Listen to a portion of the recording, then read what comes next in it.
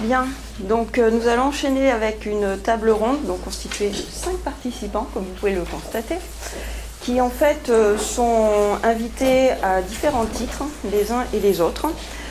Certes, il y a quelque part une représentation de la, entre guillemets, chaîne du livre, son écosystème, mais chacun, chacune, en fait, de par son parcours, de par ses expériences, etc., va parler et de son métier, et également, justement, de certaines mises en perspective. Donc, par exemple, pour Daidre, qui est tout à la fois libraire et consultante indépendante pour Book Conseil, qui est une structure d'accompagnement pour les librairies.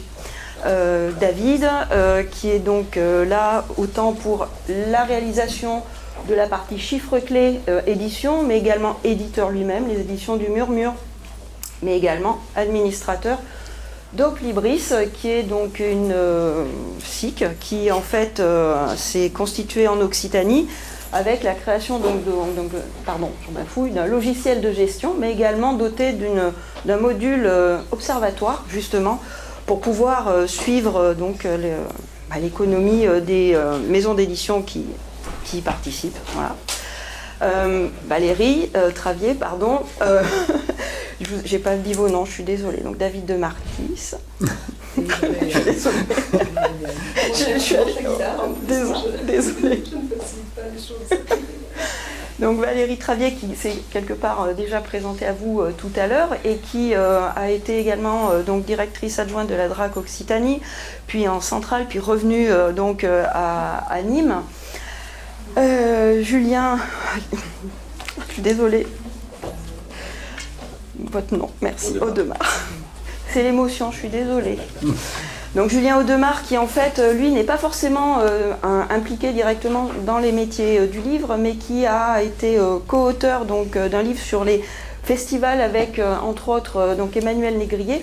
Et en fait, il nous semblait pertinent de l'avoir avec nous aujourd'hui pour ce regard quelque part et territorial et transversal, puisque même ce secteur-là est concerné par la concentration dont on vient un petit peu déjà de parler. Et enfin, Stéphanie Lecam, qui est donc, comme vous l'a indiqué, est directrice donc, de la Ligue des auteurs, mais également universitaire, qui est là pour quelque part porter la parole des auteurs de la création, entre autres. Donc là, ce qui va suivre, c'est un exercice, entre guillemets, pas facile pour eux, puisqu'en fait, tout est très timé, on va dire, 1h45, 20 minutes par sujet, 5 minutes chacun. Ils le savaient hein, déjà quand même. Et en discutant en fait avec eux, il y a vraiment 5 grands axes de travail, d'échange en fait qui ont émergé. Donc évidemment, vous avez déjà entendu un peu parler de la concentration éditoriale, on va y revenir. Donc en gros, finalement, et ça va être le leitmotiv de tout ce qui va suivre, c'est que chaque thème finalement est commun. Les métiers sont différents, certes, mais finalement, au bout du bout, ce qui fait lien entre chacun de ces acteurs, finalement, c'est vraiment la posture, ou en tout cas la parole située, ou l'action professionnelle que l'on va avoir avec les grands enjeux. Donc la concentration éditoriale, comment, entre guillemets, la vivent-ils, comment réagissent-ils, le rapport au territoire, donc c'est au territoire avec un X ou pas, territoire avec un S ou pas, et chacun, là aussi, a une posture, a une relation avec ces territoires. Qu'est-ce qu'ils en font, comment ils la vivent, comment ils réagissent, comment ils interagissent, comment ils s'en emparent également. La transition écologique, on en a déjà entendu quelques mots tout à l'heure. La transmission, là aussi, alors c'est vrai que là, tout de suite on dit transmission, bibliothèque, on ne transmet pas une bibliothèque, mais si, il y a aussi la transmission peut-être des métiers. Donc vraiment, à chaque fois, ces thèmes sont communs à tous, vraiment. Ce qui change, c'est la manière dont ils le vivent, encore une fois, et s'en emparent. Et enfin, un thème qui nous tenait à cœur particulièrement, c'est la valeur travail dans l'écosystème du livre. Là aussi, vous avez déjà eu un petit écho, une première approche. Et en fait, cette thématique-là a émergé il y a 1 an déjà, en fait, dans le cadre du groupe de travail Écologie du livre, où on a réuni donc l'ensemble des professionnels donc, de l'écosystème du livre en Occitanie, de l'auteur aux manifestations littéraires. Et en fait, il y a 3 axes de travaux qui ont été identifiés. L'un d'eux, c'est d'avoir une réflexion sur la répartition de la valeur travail dans la chaîne du livre. Donc on a vraiment voulu essayer, là aussi, de le travailler aujourd'hui. Et maintenant, je vais leur passer la parole pour cet exercice compliqué, pas évident.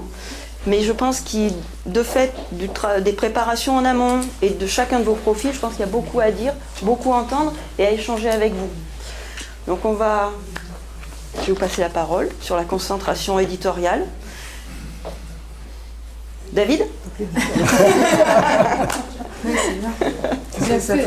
Concentration éditoriale. Qu'en dire ? C'est vrai que la discussion précédente a abordé la question de manière macroéconomique. Je pense que si on revient au niveau de ce qu'on peut observer... Ouais, voilà, c'est ça. Est-ce que parler plus fort ? Ah bon, plus fort ? Oui. Bah, je vais essayer. Hein. Donc on a abordé, enfin en tout cas telle que la question a été posée jusqu'à maintenant, en tout cas ce matin, elle a été abordée de manière macroéconomique. La question qui peut se poser pour l'édition indépendante, en tout cas qui n'est pas reliée à un grand groupe, quelles sont les conséquences pour elle ?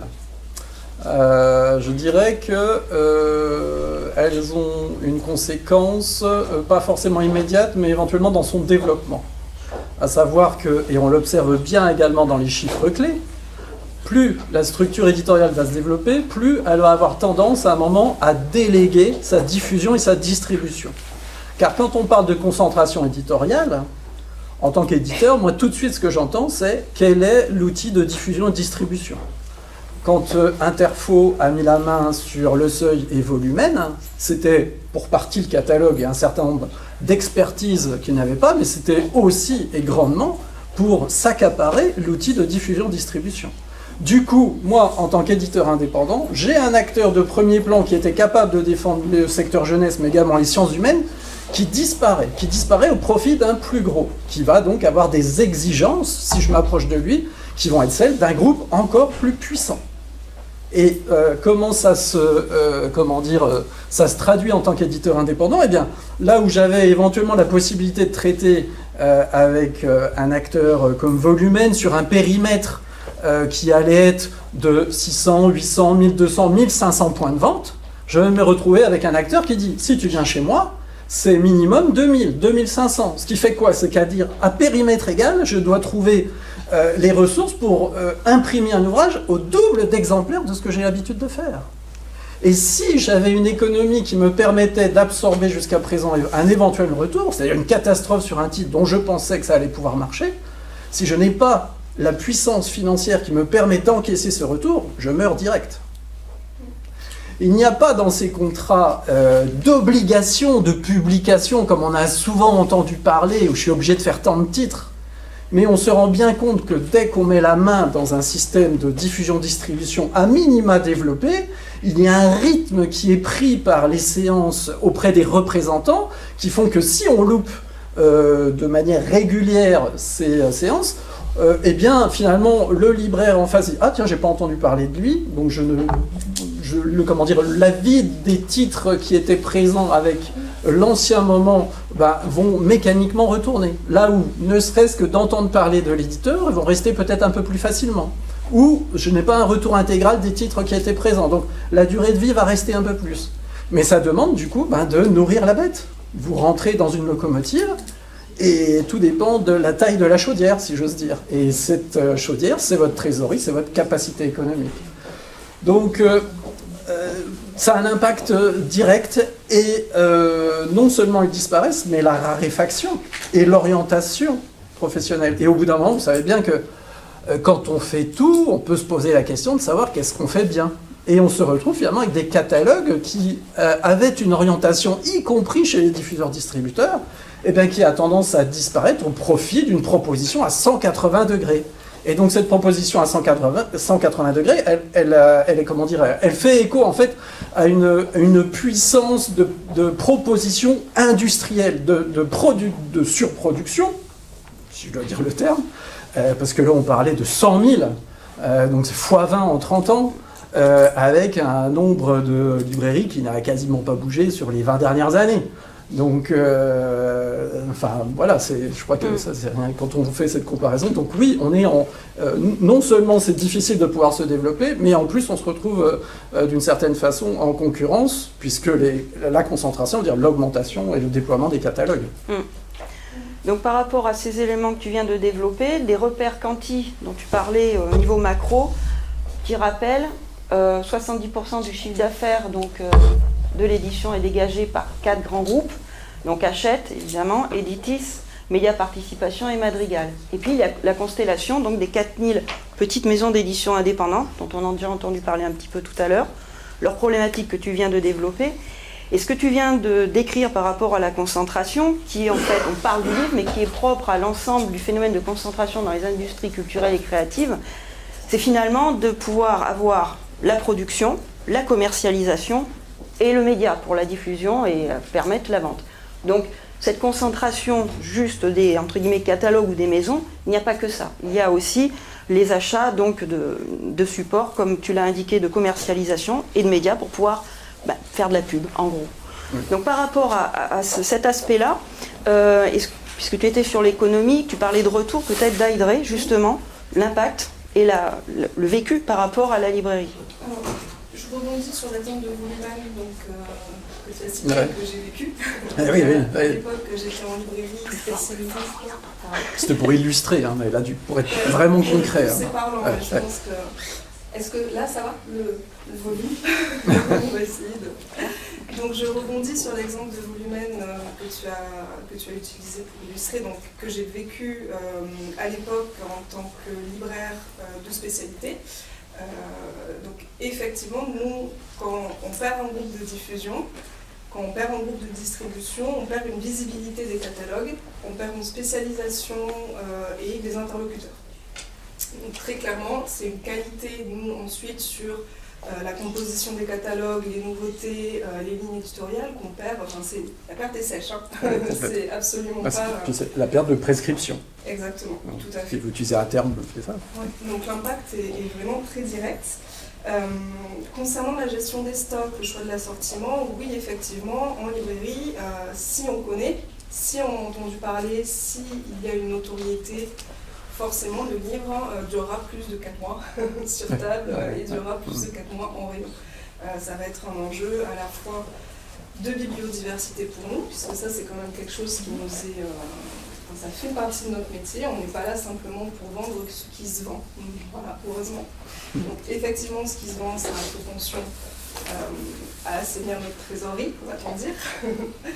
Mais nous avons aussi à cœur dans ce métier donc, de montrer et de faire vivre. Vivre et faire vivre, je pense que c'est quand même le cœur de notre métier. Donc tu parlais des retours. Oui, parce qu'en fait David en a parlé tout à l'heure, et donc l'impact sur le modèle économique de la librairie proprement dit, qu'est-ce qu'elle entraîne cette concentration éventuellement? Une gestion des stocks accélérée en fait finalement, une gestion des stocks très très accélérée, moins de temps pour travailler. Alors ça c'est la concentration, mais ça va être aussi la surproduction du moment que le livre est une industrie, on perd du sens. Donc peut-être plutôt parler d'écosystème du livre maintenant plutôt que de chaîne du livre, ça redonnerait du sens, ça redonnerait de la valeur. Là, on perd peut-être quelque chose, on perd très certainement quelque chose en chemin. Et les retours en librairie. Quelques chiffres. Alors moi, quand j'ai commencé en librairie en 2012, par rapport aux études que j'ai faites, à l'époque INFL, licence pro, etc.,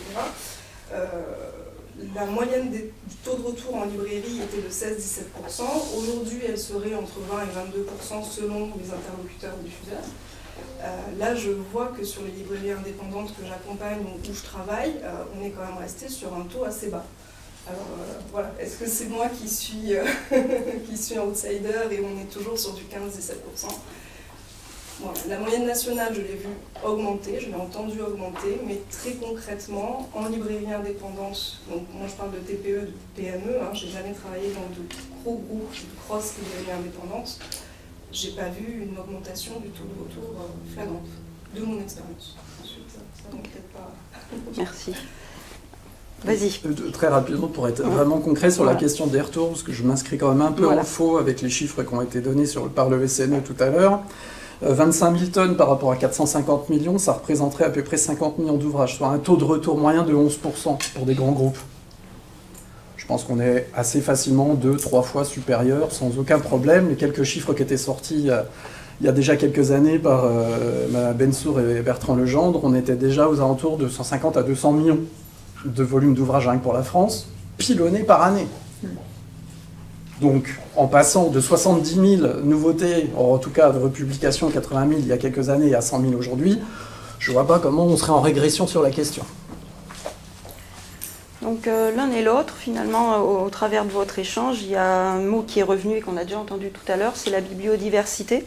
Et vu l'échange qu'on a déjà eu rapidement, à l'instant, Valérie, peut-être que par rapport aux bibliothèques, bon, on a un rôle à jouer très important, à mon avis, dans les bibliothèques, qui n'est pas forcément bien évalué. Je pense que la plupart des bibliothécaires ont à cœur de trouver justement et de proposer aux lecteurs des livres issus de différents éditeurs, et ils vont chercher loin. Le problème, c'est que ça ne répond pas forcément à la demande, et que quelque part, les lecteurs, eux, les usagers, ne sont pas très intéressés, il faut le dire, par ces questions qui sont des questions de métier. Donc eux, ce qu'ils demandent, c'est d'avoir le plus vite possible la femme de ménage.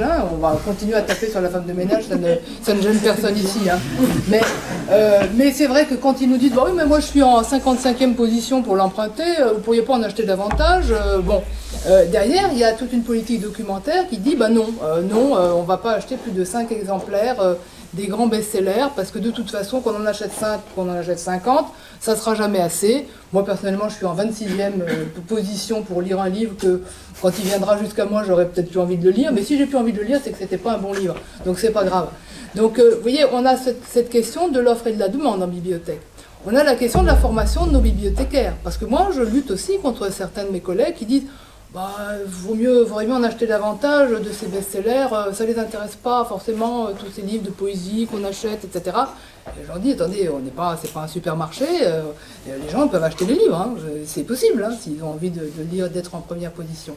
Mais on a aussi un rôle à jouer dans la formation donc des usagers. Alors nous, à Nîmes, on essaie de faire des focus information. Bon, alors là, on fait des focus, en général, voilà, on a parlé, par exemple, beaucoup de la concentration, on a essayé de faire des choses sur la concentration des médias.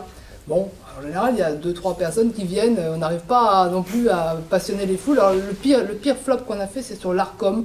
On avait voulu faire une demi-heure un samedi matin sur qu'est-ce que l'Arcom. Alors là, ça a été un flop complet, ça n'intéresse absolument personne. Alors que pourtant, pour nous, connaître ce que fait l'Arcom et les conséquences que ça a aussi, c'est même pas anodin. Donc, je pense qu'on va continuer. Nous, les flops ne nous font pas peur. Donc, on va continuer. Et sur la concentration de l'édition, c'est vraiment un sujet qu'on peut porter non seulement à la connaissance des usagers, mais aussi à nos bibliothécaires. Je reviendrai tout à l'heure sur la constitution des personnels des bibliothèques aujourd'hui.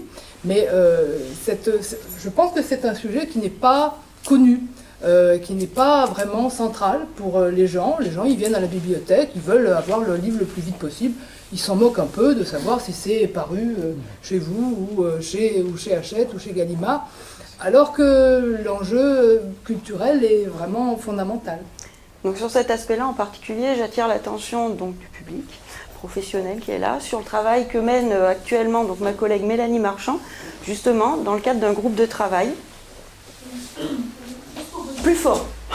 Toutes ces questions sont bien sûr prises en compte au national et aussi au sein de l'agence. Et il y a la Fédération des éditeurs indépendants, la FEDEI, qui a monté un groupe de travail récemment sur la valorisation de l'édition indépendante en bibliothèque, justement. Il va y avoir des premières annonces qui vont être faites en Haute-France, je crois que c'est le 3 ou 4 octobre, dans une journée professionnelle. Et à travers la FIL, donc la Fédération du livre et de la lecture, nous avons intégré ce groupe de travail. Donc ce qui est sûr, c'est que la question de la place de l'édition indépendante en bibliothèque se pose, mais aussi en librairie, je veux dire, c'est les deux aspects. Et il y a des outils de diagnostic qui sont en train d'être mis en place via la SOFIA, donc qui permet d'analyser clairement pour chaque bibliothèque ou pour chaque région quelle est la part d'édition indépendante. Parce que c'est aussi en ayant ces chiffres ou ces réflexions-là qu'on peut se dire aujourd'hui on est à 4%, est-ce que dans ma bibliothèque il ne faudrait pas que j'arrive à 10% ou à 15%? Et ce qui est intéressant aussi au niveau des premiers chiffres, c'est qu'on se rend compte que quand on se dit il y a 4% d'édition indépendante, il y a aussi un phénomène de concentration. C'est-à-dire que cette édition indépendante, ça va être quelques éditeurs qui vont avoir un peu tout le monde le haut du panier. Donc voilà, donc il y a toute cette question-là qui est importante, et comme tu le dis Valérie, la question de sensibiliser les bibliothécaires aussi à ces questions de biodiversité et d'importance politique, c'est fondamental. Et du coup, on travaille. Et donc justement, tout ce que tu viens d'exposer, et après qui fait aussi écho à la partie, par exemple, Oplibris Observatoire, par ce travail collectif qui est au national ou en interprofession ou en collaboration avec les professionnels, en fait, permet d'avoir ce travail d'observation très précis, d'avoir cette collecte de données très précise pour avoir en fait des données qui soient de plus en plus affinées par rapport aux chiffres clés et puis plus largement pour avoir une observation qualitative. Donc du coup, j'ai envie de vous passer la parole, Julien, parce que en fait, ces éléments-là de dynamique de concentration, on parle donc du livre, mais en fait, c'est quelque chose qui est commun aux industries culturelles et aussi aux festivals. Et ça dénote quelque chose, là aussi, donc peut-être en dire quelques mots. Oui, alors je peux dire quelques mots de ces phénomènes de concentration qui caractérisent le milieu des festivals en France, avant de m'attarder un peu plus sur quelle est la place des festivals de livres et des salons du livre dans ce paysage-là. Alors, d'abord, ce qu'il faut rappeler, c'est qu'il y a quelques années, le ministère de la Culture a mené une enquête visant à recenser l'ensemble des festivals présents sur le territoire français. Ce travail a abouti à un chiffre assez colossal, qui est de plus de 7300 festivals, toutes disciplines artistiques confondues, présents sur le territoire français. Alors, vous vous doutez bien que parmi ces 7300 festivals, on a une très grande diversité, une très grande pluralité d'événements. C'est d'ailleurs à ce titre qu'on hésite, nous, en tant que chercheurs, l'équipe dans laquelle je travaille, à parler de secteur festivalier. On parle plutôt de milieu festivalier, tant les modèles sont diversifiés. Et donc, si vous voulez, les phénomènes de concentration qui existent, et sont très visibles parfois, caractérisent en réalité une infime partie de ce milieu-là. Alors ce qu'on peut dire, c'est qu'on a assisté finalement à deux grandes vagues, deux grandes dynamiques de concentration dans le milieu festivalier au cours des dernières années. La première vague, c'était une vague qui obéissait à des logiques plutôt économiques. Des grands groupes de production, comme Live Nation par exemple, rachetaient des événements, des festivals, dans une logique de concentration des ressources économiques et de diversification de leur activité. Ce que l'on peut observer aujourd'hui, c'est des phénomènes de concentration, et ces caractéristiques peut-être d'une deuxième vague de concentration dans le milieu, qui obéissent à des logiques au moins autant économiques que politiques. Je donnerai deux exemples, à la fois à gauche et à droite.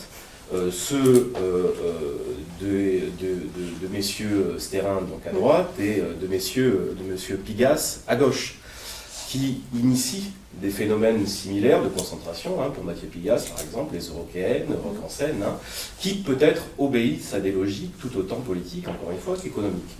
Pourquoi ? Tout simplement parce que les festivals, en tant qu'événements culturels, produisent de la valeur, évidemment, mais ils la produisent finalement dans des dimensions qui dépassent d'assez loin, à mon sens, les seuls aspects esthétiques, artistiques et économiques.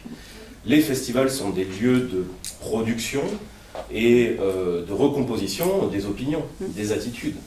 Et évidemment, certains groupes l'ont aussi très bien compris.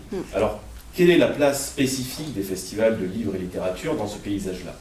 Alors, ce qu'il faut rappeler, c'est que parmi les 7300 festivals présents en France, les festivals de littérature représentent 12% de la population, c'est-à-dire un peu moins de 900 festivals et salons de livres et de littérature présents sur le territoire. Ces un peu moins de 900 festivals ont des caractéristiques très spécifiques. Je ne vais pas toutes les énumérer, mais je dirais que je vais m'attarder sur les plus saillantes. Les plus saillantes, c'est qu'il s'agit, d'événements qui sont beaucoup plus dépendants que le reste des subventions publiques. À près de 60% d'entre eux, leur budget dépend des subventions publiques. Lorsque la moyenne de l'ensemble des festivals en France, c'est un peu moins de 50%. Ce sont des événements qui sont, plus que les autres, créés et entretenus par des collectivités territoriales, près d'un tiers d'entre eux, ce qui est énorme si on compare au reste du milieu festivalier. Et enfin, ce sont la plupart du temps des festivals qui sont de petite envergure, avec des moyennes de public de moins de 5000, des jauges de moins de 5000 personnes, et des budgets qui sont, là encore, assez largement inférieurs à ce qu'on observe pour l'ensemble du milieu festivalier. Donc, au regard de ces caractéristiques-là, ce qu'on peut dire, c'est que finalement, les phénomènes de concentration que j'ai décrits concernent beaucoup moins le milieu du livre et de la littérature que le milieu de la musique, par exemple, mais qu'on est face à des événements qui peuvent être soumis à ce que je pourrais appeler un danger de concentration par élimination malthusienne, ou sélection malthusienne, si j'ose dire. Ce sont des festivals qui sont soumis au moins à deux dangers, mais qui ont été déjà rappelés dans la précédente discussion. Le premier danger, au regard de leurs caractéristiques spécifiques, c'est le danger budgétaire. Le danger budgétaire et les risques budgétaires qui pèsent très fortement aujourd'hui sur les collectivités territoriales, qui, encore une fois, je le rappelle, jouent un rôle fondamental dans la création et la direction de ces festivals de livres et de littérature. Ce qui fait d'eux, d'ailleurs, un des instruments fondamentaux de politique culturelle à l'échelle du territoire, et je dirais même d'instruments fondamentaux d'aménagement de certains territoires, et en particulier les territoires les plus ruraux. Donc danger budgétaire, évidemment, et un danger également politique. Dans la mesure où un tiers des événements sont organisés par les collectivités territoriales, que peut-il se passer si ces collectivités territoriales basculent politiquement ? Et bon, vous le savez évidemment, mais je rappelle que dans quelques mois, nous allons voter pour les élections municipales. Du coup, pour illustrer votre propos et reprendre celui qui a été présenté tout à l'heure avec le bazar littéraire à Toulouse, en fait, on est vraiment avec la proposition donc chez René, le festival littéraire en question, sur une proposition alternative, certes avec en partie des soutiens donc des collectivités, mais également de la SOFIA, pour justement proposer une autre manière d'être, une autre façon d'être salon du livre, pour avoir des outils de médiation différentes, un travail autour des textes, des mises en voix et des découvertes de catalogues donc d'éditeurs de manière différente. Du coup, en fait, on parle beaucoup, donc librairie, bibliothèque, etc. Et en fait, c'est vraiment à Essian finalement que je termine avec Stéphanie, parce que finalement, c'est toujours les auteurs qu'on oublie, qu'on laisse quelque part. Et je pense que justement, cette manière aussi de vous amener de cette manière-là à prendre la parole, pour moi, était très symbolique, justement, de la place, entre guillemets, que l'on laisse ou que l'on fait aux auteurs. Donc, par rapport à l'accompagnement des auteurs chez nous, donc, il y a Olivia Aigro et Emmanuel Varlet qui sont là et qui accompagnent et conseillent les auteurs de notre territoire. Stéphanie. Merci, et je voudrais vraiment vous remercier chaleureusement de cette invitation, parce que ça nous permet justement de porter aussi la voix de celles et ceux qu'on tente de représenter. La concentration chez les auteurs, je dirais qu'elle joue à deux niveaux. Il y a une évidence, c'est que ça joue au niveau de la relation individuelle entre un auteur et un éditeur. Globalement, vous les avez cités, ces gros groupes éditoriaux qui viennent très clairement impacter la possibilité pour l'auteur de négocier son contrat. Attention spoil, est-ce qu'il peut négocier son contrat ? Non. Très peu. C'est-à-dire qu'on est quand même là face à des contrats qui sont de plus en plus des contrats d'adaptation où vous avez à signer ou sinon vous partez. Et en plus, avec un recours à des plateformes numériques qui font que vous ne pouvez même plus, je vois des auteurs qui disent oui, donc vous voyez, c'est qu'a priori on n'est pas trop à côté de la plaque, vous avez juste à mettre vos initiales et c'est bon. Alors ça joue, enfin il y a deux conséquences à ça. La première, c'est qu'on se retrouve avec des petites tendances de clauses farfelues les plus dingos qui existent. Là en ce moment on se bataille contre des levées d'options, j'aurai peut-être l'occasion d'y revenir dans la dernière partie. Et puis, forcément, on se retrouve aussi avec un fossé abyssal entre ce que l'on cède et le temps que le livre va être vraiment exploité par les différents acteurs. Et à ça, on ne peut pas faire grand-chose en réalité. Alors, on a essayé, et c'est le deuxième enjeu, de porter la voix au niveau collectif. Et alors, attention, spoil, est-ce qu'on a réussi à obtenir quelque chose au niveau des relations collectives ? Non plus, pour la simple et bonne raison, c'est que nous, on a des bénévoles qui portent la voix des auteurs et qui se retrouvent face aux juristes et aux secrétariats généraux des plus gros groupes éditoriaux. C'est-à-dire que depuis 5 ans, on est en concertation collective et face à nous, ce ne sont pas les éditeurs, si vous voulez, les plus vertueux, en tout cas qui prennent en considération toutes ces notions d'inclusion, de bibliodiversité, etc. etc. Vous voyez ? Donc nécessairement, on se fait un peu balader, vous me permettrez de le dire comme ça. Et quand on arrive à obtenir des toutes petites avancées, alors évidemment on est content, même si de l'extérieur ça paraît être un peu minable, mais quand on arrive à les obtenir, on voit à quel point ça peut aussi se retourner contre l'ensemble de l'interprofession et parfois de façon négative. Donc vous voyez, ça se passe comme ça, il y a un blocage au niveau individuel, un blocage au niveau collectif, et donc tout ça ne nous rend pas très optimistes. Donc je vous annonce, nous avons fait ça en 24 minutes. C'est parfait, remarquable. Plus d'intervention de la salle. Vous êtes très bon, vraiment. Très pessimiste. Mais alors moi, je passe l'ambiance. Non, c'est pas vrai. Donc, vous voyez, on va continuer dans la même dynamique, le même esprit qu'on va essayer. Donc on va passer maintenant à cette thématique délicate du rapport au territoire, O avec un X ou pas, territoire avec un S ou pas. Et c'est franchement typiquement la caractéristique de l'Occitanie, avec cette dimension hyper rurale, mais moins que la région centre, nettement moins quand même. Vous avez donc 2 métropoles, Toulouse, Montpellier, et donc cette configuration de territoire a forcément un impact sur l'ensemble des activités, quelles qu'elles soient, le livre compris. Donc par rapport à ces territoires, de manière extrêmement classique, quelque part, j'ai envie de vous passer la parole, Valérie, puisque pour moi, quelque part, les bibliothèques territoriales ont prise première et directe, à l'instar des librairies, mais d'une manière un peu différente, sur les territoires. À vous. Alors ça c'est très clair, parce que vous savez que la France est le pays des bibliothèques, 15 500 bibliothèques, 16 000 avec les bibliothèques universitaires, mais enfin ça veut dire que nous sommes un territoire très maillé de bibliothèques. Les bibliothèques territoriales, c'est un poids important aussi, puisque en fait les collectivités pèsent pour 1,7 milliard dans le fonctionnement des bibliothèques territoriales, alors que l'État c'est 250 millions à peu près, quelque chose comme ça, dont 95 millions pour la dotation générale de décentralisation, qui permet de construire encore des bibliothèques en France. Donc il est clair que le rapport au territoire est essentiel, et l'enjeu à l'heure actuelle, c'est moins les bibliothèques rurales, où il y en a beaucoup, même si l'enjeu là est plutôt de l'ordre de la professionnalisation des bibliothécaires dans les bibliothèques rurales, on en reparlera plus tard. L'enjeu, et en particulier là je reprends la casquette Nîmes, c'est les bibliothèques dans les quartiers politiques de la ville. À l'heure actuelle, beaucoup de villes subissent, alors il n'y a pas que Nîmes, Nîmes est très souvent sur BFM, CNews, enfin on est toujours en première prise quand il s'agit de montrer des kalachnikovs dans les rues. Donc ça, c'est clair que Nîmes est une ville qui est, comme beaucoup d'autres, mais comme beaucoup d'autres, Dijon, Grenoble, il y a beaucoup de bibliothèques qui ont été la cible, par exemple, des violences urbaines à l'heure actuelle. Et souvent parce que c'était les seuls qui étaient sur le territoire. À Nîmes, quand on fait une réunion sur la culture dans les quartiers ouest, eh ben c'est nous, bibliothécaires, qui sommes envoyés là-bas, parce que nous sommes les seuls représentants de la culture dans ces territoires-là. À l'heure actuelle, le grand enjeu, c'est ça, c'est quel modèle pour ces bibliothèques de quartiers politiques de la ville. La réflexion est entamée, d'une part par le ministère également, la BPI va lancer bientôt une étude sur les bibliothèques en tension. Alors c'est pas que les tensions liées aux problèmes urbains, c'est les tensions budgétaires, etc. Mais enfin, il y a cette question-là qui est centrale.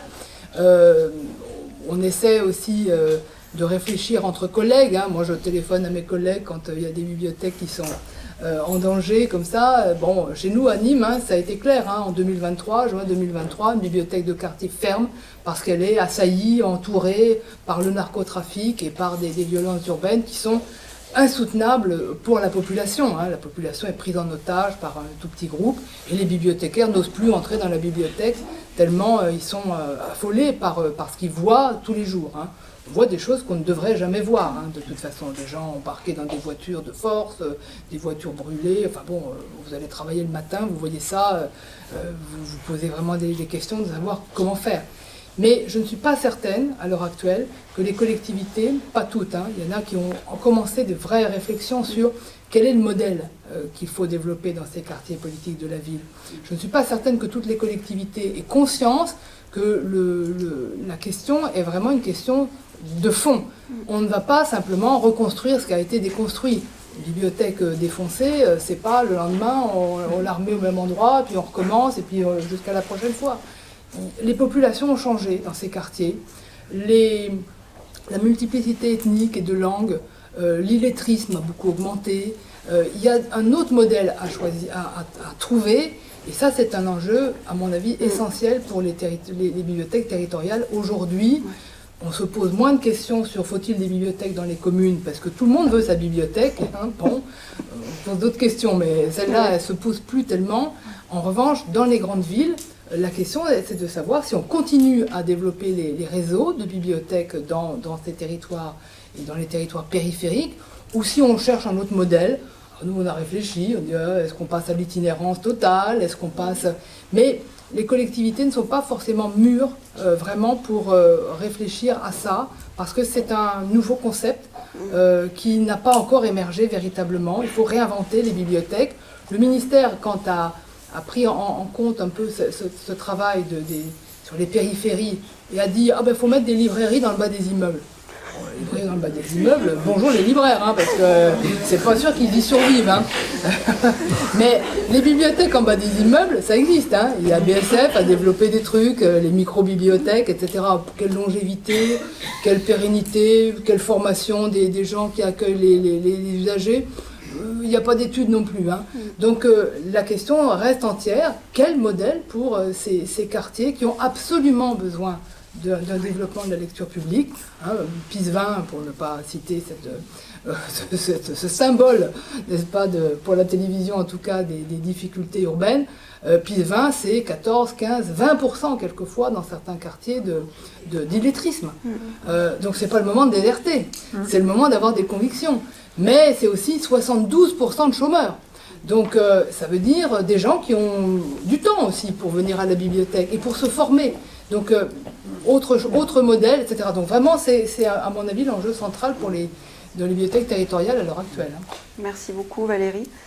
Alors justement, vous mettez un mot, nouveau modèle, nouvelle réflexion. Et typiquement, j'ai envie de passer, du coup, comme je l'avais dit, directement la parole à Daïdré, finalement, avec sa double casquette, finalement, en termes d'accompagnement et en tant que libraire. Et vous rappelez qu'au sein donc, de l'agence Occitanie Livre et Lecture, c'est mon collègue Marc Bernard qui est là, qui en fait est en charge de l'accompagnement donc, des librairies et qui a fait le choix, pour les chiffres clés, de mettre en avant justement le nombre de mètres carrés dédiés à une autre activité dans les librairies. Alors, est-ce que c'est justement vers de nouveaux modèles là aussi en librairie, nouvelles activités, nouvelles manières de penser son métier? Alors, le sujet est englober plein de notions. Est-ce que je peux focus quand même sur les territoires? Vous focussez comme vous le sentez. Focuser sur 5 minutes, surtout, parce que j'ai dépassé. Ça, c'est toujours. Librairie et territoire en soi. J'en suis convaincue, j'espère vous en convaincre. Peut-être vous l'êtes certainement aussi. Les librairies sont des acteurs culturels incontournables. Notre offre vient en complétude complète, directe et vertueuse des bibliothèques qui ont un maillage territorial ou national excellent, puisque les usagers, sauf erreur, Valérie, dites-moi, moins de 10 minutes pour accéder aux bibliothèques, c'est incroyable. Même en Lozère. C'est incroyable. Je trouve que là, quand même, on a réussi quelque chose sur le plan des politiques culturelles qui est faramineux et puis qui est vraiment très plaisant à constater. Et à vivre aussi en tant qu'usagère de bibliothèque. Pour les librairies, donc, le maillage territorial, effectivement, s'est densifié. C'est densifié en Occitanie, en France, au national, donc par toutes ces ouvertures qui ont eu lieu post-Covid, ouvertures qui se sont faites par des libraires qui ne sont pas forcément de métier, mais il y a très rarement de métier, donc là aussi on pourra en parler. À mon sens, la librairie, donc, bien sûr, est une entreprise, donc elle diffère énormément par là d'une bibliothèque. Le but d'une librairie est d'être indépendante, pour moi. Et cette indépendante est garante de biodiversité, est garante de diffusion des cultures, des savoirs et de pérennisation des liens avec les créateurs. Il y a aussi un vrai sujet en librairie, on ne s'amuse pas à vendre des petits coloriages faits par les gars, parce que c'est moins cher. On va essayer de travailler les stocks les moins chers différemment. Donc librairie et territoire, donc, par ces aspects de complémentarité avec les bibliothèques, avec les politiques culturelles locales et ou nationales, puisqu'on peut s'inclure aussi dans énormément de partenariats, de dispositifs nationaux portés par le CNL, malheureusement, il y en a un qui a disparu, qui était porté par le ministère de la Recherche et de l'Enseignement supérieur, qui était vraiment très très bien fait, qui ne sera pas renouvelé cette année. C'est les sciences en librairie. J'ai perdu le nom exact du dispositif, mais qui mettait en valeur la diversité et la qualité des titres écrits et portés par les scientifiques. Donc ça, c'était vraiment super. Cette année, faute de budget, ça n'aura pas lieu. Nous verrons l'année prochaine. Les librairies, par rapport à leur territoire, ont aussi se donnent aussi mission de faire du lien avec les associations culturelles, qu'elles soient privées ou non, avec les entreprises, avec les professionnels, peut-être aussi indépendants. Et là-dessus, c'est quand même important, c'est quand même un endroit où il faut qu'il y ait de la culture, il faut qu'il y ait du livre, il faut qu'il y ait du livre par la culture. Donc, dans le territoire, pour plein de raisons, aussi en lien avec les scolaires, et au cœur d'un maillage qui s'est intensifié et qu'on va tendre à pérenniser par diverses, donc en collaborant notamment avec les agences régionales, par des accompagnements. Donc, j'ai développé un accompagnement qui s'appelle Ancrage, qui est un accompagnement en cours qui a pour objectif vraiment de pérenniser les librairies ayant ouvert en 2022, 2021, 2023 notamment, mais aussi les autres. Et donc il y avait dans ta question un deuxième axe sur le territoire. En fait, l'évolution des modèles. L'évolution des modèles. Et donc là, je rejoins le modèle d'itinérance. Notamment, moi je me souviens quand j'étais petite d'un bibliobus qui passait dans mon village. Je m'en souviens. Et il y a aussi des modèles d'itinérance en librairie qui se développent. Alors, elles ne sont qu'une poignée. Au national, j'étais justement au téléphonière avec une de ces libraires qui, pour le coup, sont en demande de reconnaissance des différents acteurs de la chaîne du livre et des différents acteurs publics, notamment des agences. Donc ça, c'est peut-être un modèle.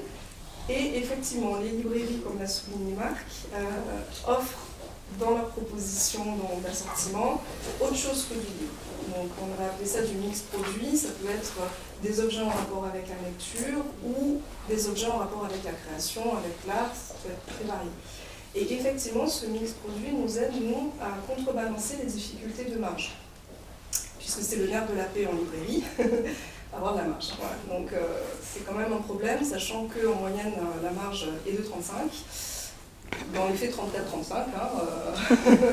plutôt que 35, et qu'en dessous de 37, on n'est pas vraiment viable. Donc ça, c'est quand même une réalité que j'ai toujours connue, donc depuis 2012, donc ce n'est pas depuis 30 ans, mais je suppose qu'avant 2012, c'était aussi une réalité. Et c'est par là même, par ce modèle de proposition d'offres de produits complémentaires, qu'on va essayer de nous développer cette marge et pérenniser une aventure entrepreneuriale qui est la librairie. Et cette aventure entrepreneuriale, forcément, va dégager une valeur qui va garantir une indépendance. Là où d'autres acteurs de la chaîne du livre vont être coincés. Merci beaucoup. Non, c'est très bien. Et justement, vous faisiez allusion à cette dimension d'itinérance et les réflexions qu'il peut y avoir en région. Donc sur notre territoire, il y a une expérimentation qui débute, qui est en cours, etc. C'est dans le Lot, vous avez notamment au niveau donc, de Figeac, deux librairies particulièrement implantées, donc Champollion et Le Livre en Fête, dans une ville qui fait un peu plus de 10 000 habitants, pardon, et qui en fait envisage l'itinérance pour en fait le prendre par le biais de rendre visible le fonds sur l'ensemble des territoires. Donc là, c'est une sélection des titres de fonds, non des nouveautés, qui sont amenés à circuler. Voilà, donc il y a des expérimentations qui se passent, et ça fait partie donc d'une des caractéristiques qui ont été pointées dans le cadre du groupe de travail écologie du livre. Donc, c'est les modèles, les territoires, le rapport au territoire. Julien, tout à l'heure, justement, vous avez évidemment parlé des territoires, déjà, quelque part, en parlant donc de ce rapport au public et de la circulation peut-être d'une certaines idées, en tout cas de manière de véhiculer certaines pensées. Donc peut-être reprendre là où vous étiez arrêté finalement. Oui, il faut rappeler que à l'image des bibliothèques, on a des témoins sans doute, mais on peut considérer que les festivals aujourd'hui maillent le territoire français dans son ensemble. 7300 festivals, ce qui est énorme, sans doute peut-être plus aujourd'hui. Et à cela s'ajoute un phénomène qu'on observe, qui est le phénomène de la désaisonnalisation des festivals. C'est-à-dire que de moins en moins de festivals se déroulent en saison. Ce qu'on considérait anciennement comme l'illustration type du festival, donc qui était un événement estival, d'attractivité touristique, entre le mois de juin et le début du mois de septembre. Ça, c'est de moins en moins vrai. Aujourd'hui, les deux tiers des festivals en France se déroulent hors saison. Ce qui veut dire que les festivals, aujourd'hui, ont lieu non seulement partout sur le territoire, mais toute l'année aussi. Donc ça, c'est très important, justement, pour considérer les impacts des festivals pour ces territoires-là et le rôle qu'ils peuvent jouer dans l'aménagement du territoire et l'entretien des dynamiques territoriales. Pour les festivals de livre et de littérature, c'est d'autant plus vrai. Très peu de festivals de livre et de littérature ont lieu en saison, ce qu'on appelait auparavant en saison. Donc ça, c'est déjà une première chose à prendre en considération. Ensuite, ce qu'on observe également, c'est que derrière un événement comme un festival, il peut y avoir une pluralité de motivations à le créer et à l'entretenir. Ce qu'on remarque, c'est que ces motivations sont particulièrement différentes, distinctes, selon l'endroit où s'ancre le festival. Elles vont être d'autant plus professionnalisées, axées sur la spécialisation artistique, que le festival a lieu dans un milieu très rural, très urbain, excusez-moi. À l'inverse, elles vont être beaucoup plus multiples et renvoyer à des considérations très larges, territoriaux, sociales, on pourrait les qualifier comme ça, que le festival s'ancre dans un milieu très rural.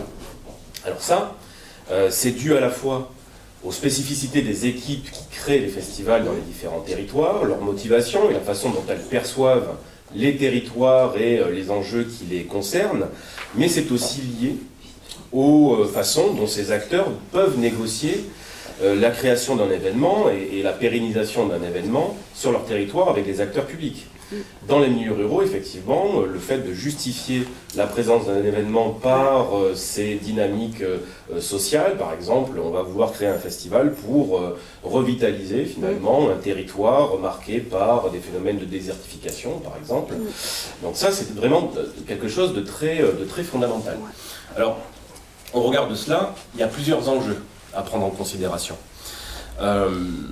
Je dirais que le premier, c'est d'être conscient de ça, des spécificités qui caractérisent les différents types d'événements selon les territoires, et également des spécificités de leurs enjeux, en particulier pour les territoires ruraux, puisque là, on est face à des événements, parfois portés par des collectivités territoriales, mais la plupart du temps associatifs, c'est-à-dire qui travaillent avec tout de même une certaine économie de moyens, et avec des équipes faiblement professionnalisées qu'il faut accompagner. Alors, on parlera tout à l'heure de la transmission, mais là, évidemment, c'est essentiel. Mais il faut les accompagner également, d'autant plus qu'elles poursuivent parfois des objectifs très divers et potentiellement contradictoires. On demande beaucoup aux acteurs de la culture, en particulier dans certains types de territoires, et spécifiquement au festival. Et là, ça pose des questions tout de même. La première question que ça pose, c'est comment est-ce qu'on mesure finalement ce qu'un festival ou un autre acteur culturel produit sur un territoire. On parle souvent de valeur économique, mais quelle est la valeur sociale de la culture? Quelle est la valeur sociale des festivals? Il y en a sans doute, enfin, moi j'en suis convaincu. Mais comment est-ce qu'on objective ça? Comment est-ce qu'on mesure ça? Comment est-ce qu'on présente ça aux acteurs publics comme argument de justification de la dépense publique? Allez-y, je conclue juste. La deuxième question, encore une fois, c'est la question de la formation. C'est-à-dire que on demande aux festivals ou d'autres acteurs d'être des espaces de diffusion artistique, d'être des espaces d'accueil et d'expression pour les artistes, pour les auteurs. Mais on demande aussi au festival de faire de l'inclusion, de l'aménagement du territoire, de l'insertion sociale, et en plus de ça, d'être vertueux en matière écologique. Évidemment, tout cela, ce sont des objectifs très louables, mais cela pèse comme autant de contraintes pour des équipes qui souvent sont petites, peu professionnalisées, et n'ont pas tout simplement les moyens pour faire ça. Et la formation, là, est un enjeu fondamental pour les accompagner. Tout à fait. Donc, par rapport à ces deux derniers points, justement, je voudrais revenir sur le premier rapidement. En fait, vous disiez comment on peut objectiver, se dire est-ce que les retombées sociales, etc. Et là, ce qui est intéressant du côté, donc là je me tourne vers Florence Carr de la région Occitanie, en fait, qui, au niveau de l'accompagnement et du soutien aux manifestations littéraires, prend soin justement d'être dans une démarche d'observation là aussi du territoire et d'essayer d'accompagner donc des alternatives, de nouvelles manières donc là aussi de monter si ce n'est des salons mais des événements littéraires. Donc on peut citer par exemple Murmure du Monde entre autres, ou encore la maison de papier donc en Ariège, etc. Donc là on est sur de nouvelles manières d'appréhender si ce n'est un salon, mais en tout cas d'être par rapport à son territoire. Et à partir, en effet, d'une entité associative ou même d'une maison d'édition, d'aller nourrir et irriguer le territoire. Donc, du coup, par rapport à cet aspect-là, et Julien le citait, on demande beaucoup, énormément, à certains acteurs, et notamment aux auteurs, en l'occurrence. Donc, peut-être Stéphanie.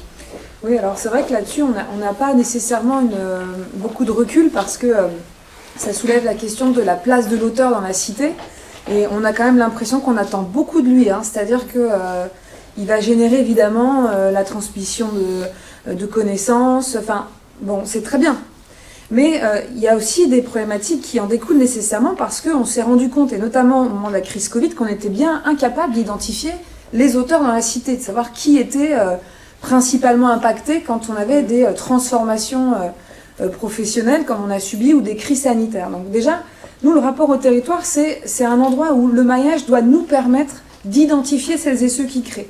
Et heureusement, et c'est pas du tout de la flagornerie gratuite, les agences régionales sont là pour faire un travail absolument fabuleux et indispensable d'identification de ces populations qui sont souvent mal connues. D'ailleurs, ça relève de l'impensé d'aller calculer le nombre d'auteurs qu'on a sur le territoire. Et aujourd'hui, on est quand même un peu face à des éléments chiffrés. Mais il en résulte nécessairement que les premières analyses qu'on a ne sont pas rassurantes. Par exemple, je pense aux travaux de Dominique Sagot-Duvauroux qui nous explique que souvent les artistes vont participer au dynamisme d'un centre-ville. Ça va jouer sur le prix de l'immobilier, enfin plutôt en augmentant le prix de l'immobilier. Et puis ensuite, eh bien, l'artiste se retrouve un petit peu obligé de déménager parce qu'il ne peut plus se payer le loyer qui était associé à une époque avec avant. Donc il y a quand même une réflexion qui doit être menée sur les conséquences économique et sociale, et voir comment est-ce qu'on peut essayer de travailler en bonne intelligence pour que systématiquement il soit mis dans cette réflexion et sans en pâtir, je dirais, dans les conséquences sociales et économiques. Alors nous là on est en train de mettre en place bon c'est expérimental, on verra, hein, mais de la même façon que dans la majorité des agences il y a une réflexion autour des soutiens juridiques, des accompagnements par la formation comme on a évoqué à l'instant, on est en train de mettre en place en Bretagne un partenariat entre les auteurs et les universités, de façon à ce que les universitaires, enfin en tout cas les étudiants en propriété intellectuelle, voient enfin ce qu'est un vrai auteur. Ça c'est pas mal quand même avant de se lancer en carrière de protection du droit d'auteur, de voir ce que c'est un auteur. Et en même temps, ça leur permet aussi de se dire « Ah ça c'est marrant, j'imaginais pas que ça avait ces problématiques-là de... » Alors c'est drôle en fait, ça paraît évident, hein, ça paraît même un peu bête d'être arrivé à cette conclusion qu'il fallait mettre du lien entre ceux qui font le droit d'auteur et ceux qui sont censés en profiter. Et ça, c'est un exemple de maillage qu'on met en place en Bretagne. Merci. Donc, de fait, on va terminer sur cet aspect avec David, où finalement, la maison d'édition, c'est quoi son rapport au territoire? Finalement, on peut éditer n'importe où. Alors, on peut éditer n'importe où, mais... Je dirais, on a trop tendance à croire que parce qu'on a un catalogue qui ne s'inscrit pas dans le territoire, du coup on est complètement itinérant, on n'est pas dépendant de son milieu. Ça, je crois que c'est vraiment une idée absolument fausse. Et si je dois par exemple reprendre certaines conclusions là, qu'on a tirées des chiffres clés, on me posait la question hier soir, c'est quoi une des grandes caractéristiques? Eh bien, une des grandes caractéristiques par exemple de l'Occitanie, c'est d'avoir dans son top 3 encore le régionalisme. Et pourquoi elle l'a encore? Parce que c'est encore une région fortement peut-être touristique aussi, avec un certain nombre de festivals sur lesquels il peut y avoir pas mal de choses extrêmement photogéniques et donc de nourrir. Moi j'ai connu d'autres régions où ceux qui se sont développés sur ces questions régionalistes dans les années 90, c'était l'âge d'or de l'édition régionaliste. Ils ont réussi à vendre dès lors qu'ils vieillissaient au début des années 2000. Et moi qui viens de Bourgogne, alors des bouquins sur la vigne, en veux-tu en voilà, hein, c'était une catastrophe. ils sont tous ceux qui n'avaient pas transmis au début des années 2000 sont tous morts.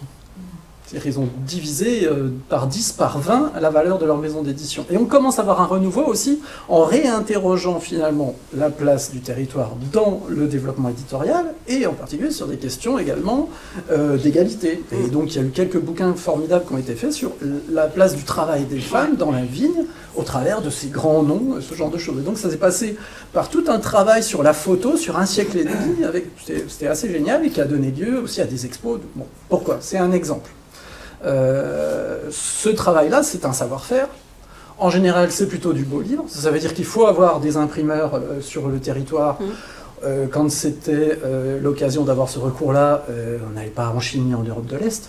On travaillait plutôt proche parce qu'il fallait être capable aussi d'avoir les sorties. On travaillait en pré-presse, en graphisme, avec très certainement des acteurs, des confrères ou des consoeurs qu'on rencontrait sur des salons, puis qui nous filaient un tuyau. Tiens, j'ai tel relecteur, je bosse avec lui, il habite où ? Il habite pas loin, donc on se rencontre. Donc c'est vraiment un travail collectif que d'arriver à créer cette marge une fois qu'on a vendu le bouquin. On ne fait pas du livre en étant seul dans son coin. Le modèle de l'auto-édition qui ne vend pas, qui n'a pas de stock et qui vend uniquement sur Amazon, c'est un peu l'arbre qui cache la forêt. On veut nous faire croire que c'est un modèle économique qui pourrait surgir comme ça, mais c'est presque pour appâter le chaland, hein, d'une certaine façon, je pense.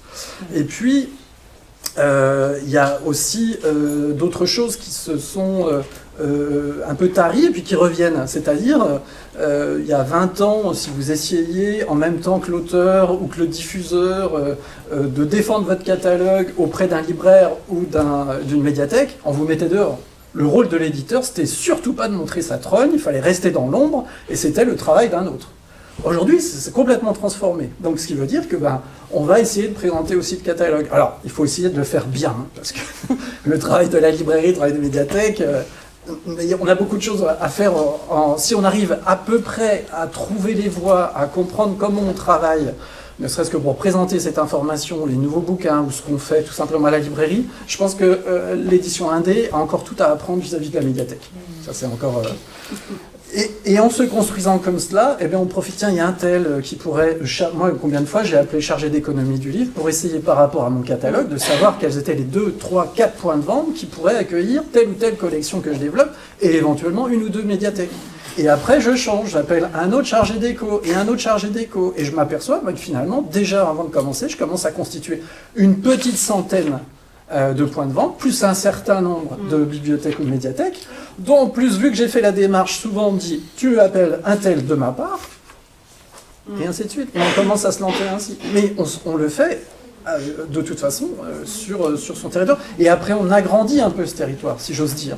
Mais on est toujours dépendant. Vous voyez, j'ai dû déménager moi de Bourgogne pour partir à Nantes. Ça, je le ressens violemment dans mon activité, que j'ai dû casser un certain nombre de choses, que j'ai dû reconstruire de nouveau. Et puis la belle affaire, vous voyez, j'ai changé de siège social 3 semaines avant les annonces de Morancé en Pays de la Loire. Alors, je n'y allais pas pour chercher de la sub, mais là, j'y allais aussi pour rentrer dans des dynamiques aussi de salon du livre, ce genre de choses. Donc là, tout est mort. Et pour aller encore plus loin sur l'étude d'impact suite à la décision, aujourd'hui, c'est à peu près 3000 personnes sur le carreau. Là, au moins, c'est du très concret. Allez, circuler, il n'y a plus rien à voir. Donc voilà ce que ça veut dire aussi, cette baisse d'activité. Donc oui. Et puis, on essaye d'être attentif. Et puis, du coup, peut-être qu'il y a encore quelque chose à construire, de ne pas avoir... je dirais peut-être en tant qu'éditeur indépendant, plus proche de la création, avec cette volonté de dire j'essaye de faire des livres que le public pourrait aimer, plutôt de faire des livres que le public aime. Voilà, c'est aussi ça, je pense, la distance. Et là, du coup, d'essayer peut-être, dans quelle mesure, de montrer un militantisme concret, en travaillant peut-être de manière différente avec les auteurs et surtout les médiathèques, parce que quand je vois l'engagement aussi, pour avoir vu... je dirais c'est facile d'avoir une position ferme et définitive tant qu'on est assis dans son fauteuil. Donc restez assis dans vos fauteuils, puisque nous allons passer donc, au 3e sujet. Et en fait, là, vu ce que tu viens de nous dire, avec aussi quelque part la problématique des maisons d'édition qui n'existent plus, quelque part, pour certaines que tu as citées, donc des catalogues qui disparaissent, donc se pose la question de la transmission. Et Julien, tout à l'heure, vous parliez justement de ces festivals aussi qui se créent grâce à des individus, à des figures. Et là aussi, il y a un moment, ça se transmet quelque part. Alors, comment ça se passe? Alors, bon, il faut partir peut-être d'un mythe, qui est le mythe du créateur solitaire qui porte son festival, la grande figure. Hein. Alors je ne prétends pas que ça n'existe pas. Évidemment, il y a des cas spécifiques où ça existe, mais il faut rappeler que la plupart du temps, la création d'un festival est tout de même le fruit d'une équipe. Hein.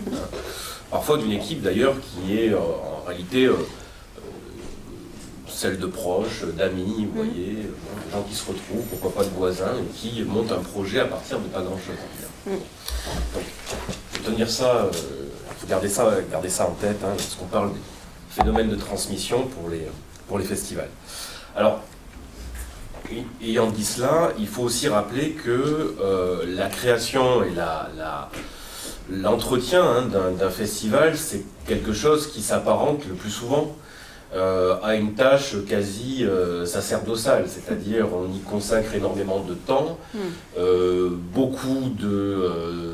parfois même ses revenus, pour des gains qui sont très limités, en tout cas des gains économiques très, très limités, donc ce qui est un facteur de fragilité évidemment, mais qui est aussi un facteur d'attachement très fort des responsables et des créateurs de festivals à leurs événements.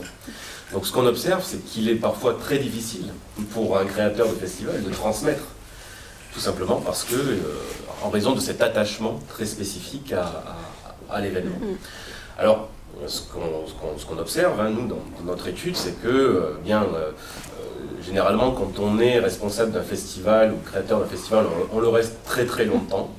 La question de la transmission peut se poser, mais lorsqu'elle se pose, elle se fait la plupart du temps à l'intérieur, en interne, au sein même des équipes, et que finalement, on pourrait penser qu'elle est un facteur de fragilité en raison de tout ce que je viens de dire, mais quand on s'intéresse aux causes de disparition des festivals, eh bien, pas tellement en réalité. Finalement, ça ne pèse pas grand-chose.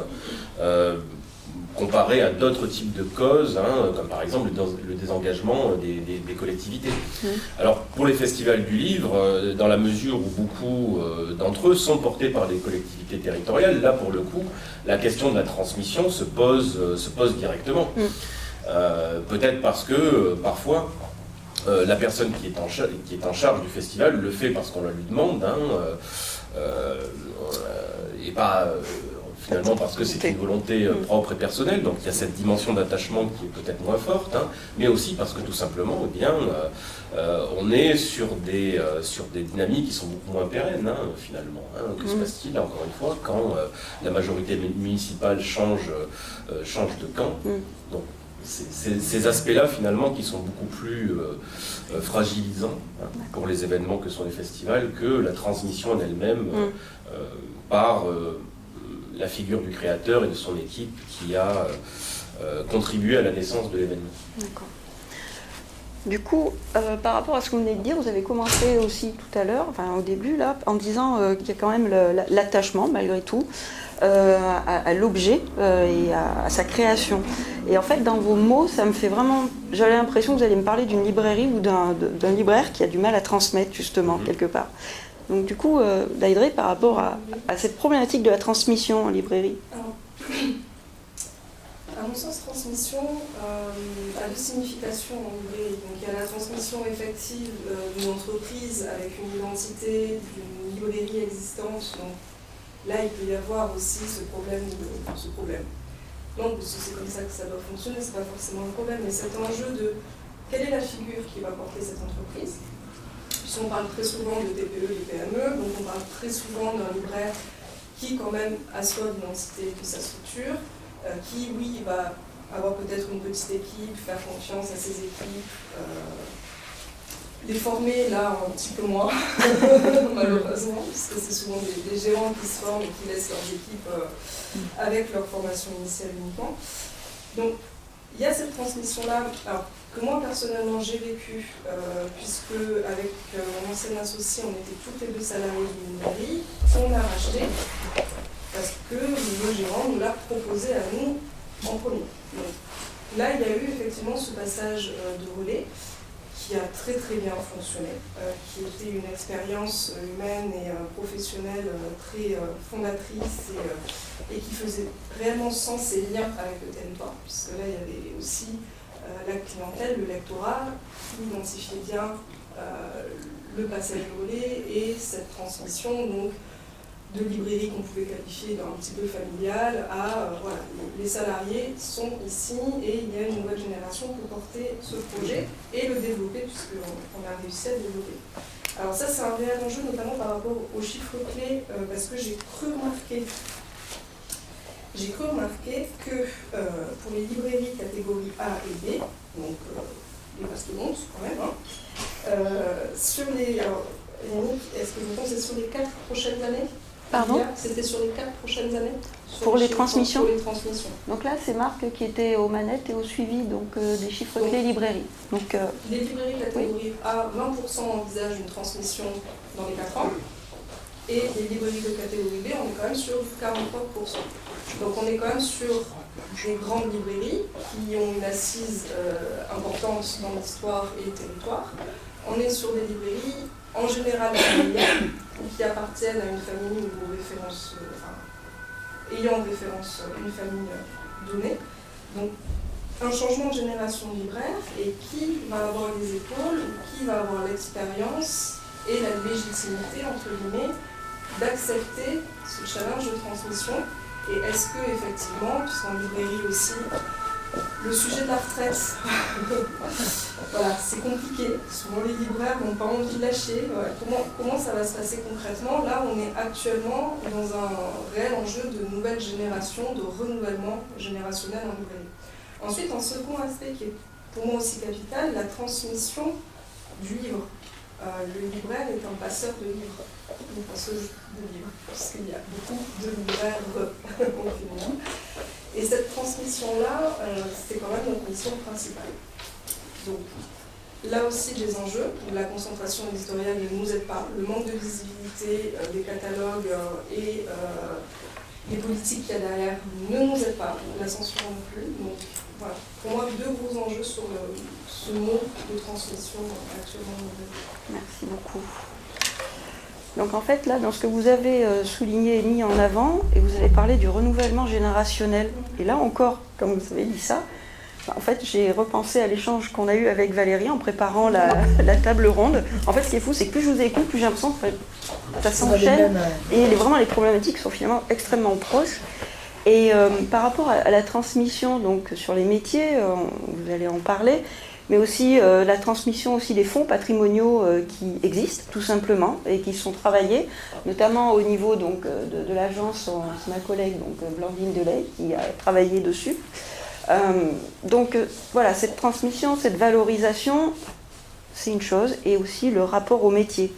Comment se transmet le métier bibliothécaire finalement? Alors, ça, voilà. Je vais peut-être vous surprendre, parce que ça, c'est un sujet qui me tient à cœur. Moi, personnellement, je ne suis pas trop inquiète pour les libraires, je suis très égoïste. Hein. À chaque fois que j'ai fait des formations dans des universités qui faisaient métier du livre, tout le monde voulait être libraire, et personne ne voulait être bibliothécaire. Et alors...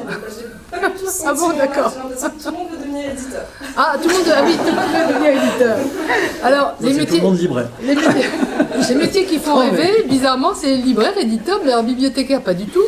Et j'avais surpris Yannick en lui disant quelque chose qui, moi, vraiment m'inquiète beaucoup. Moi, j'encadre 101 agents à Nîmes. Sur 101 agents, il y en a 51 qui n'ont aucune formation initiale de bibliothécaire. Alors, j'ai de tout, hein, des gens qui viennent, qui ont été ADSEM, qui travaillent dans les crèches, des aides-péricultrices, des gens qui viennent des espaces verts, des musées, des animateurs, beaucoup. Et il y a eu, en effet, et ça a été très riche pour les bibliothèques, et c'est très riche pour les bibliothèques, une diversité de métiers hein, pour faire justement aussi une diversité de fonctions, puisqu'il n'y a pas que des livres, il y a aussi bien sûr d'autres documents, mais beaucoup d'actions culturelles se fait dans les bibliothèques, donc les animateurs par exemple sont très recherchés. Enfin, le résultat, c'est que notre génération à nous, de bibliothécaires, c'était des gens très convaincus aussi, et puis qui avaient eu une formation initiale technique, avec un métier très, très fort.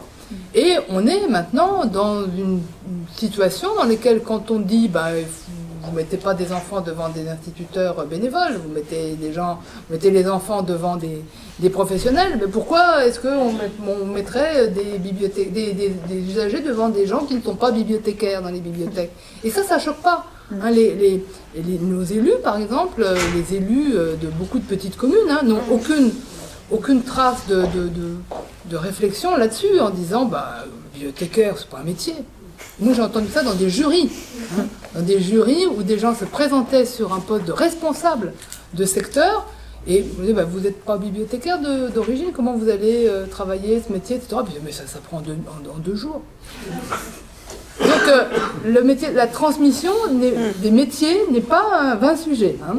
Et la dilution des bibliothèques dans les tiers-lieux, là, je fais un peu polémique, fait que le métier de bibliothécaire est moins bien perçu, moins bien périmétré, si vous voulez, on comprend moins bien ce que c'est. La deuxième partie de la question sur la transmission patrimoniale, à Nîmes, on est dans une bibliothèque municipale classée, avec 55 000 documents patrimoniaux. Comment on fait vivre le patrimoine? C'est ça la question. On a ouvert là récemment une exposition qui s'appelle « Dessine-moi une histoire » où on a mixé des documents patrimoniaux sur la jeunesse. On était dans une année jeunesse à Nîmes, tout était jeunesse, etc. Bon, voilà. Donc on a fait une grande exposition avec Serge Bloch sur l'illustration jeunesse, puis après on a dit on va faire une exposition patrimoniale sur la jeunesse, pour montrer que la littérature de jeunesse, il y en a beaucoup.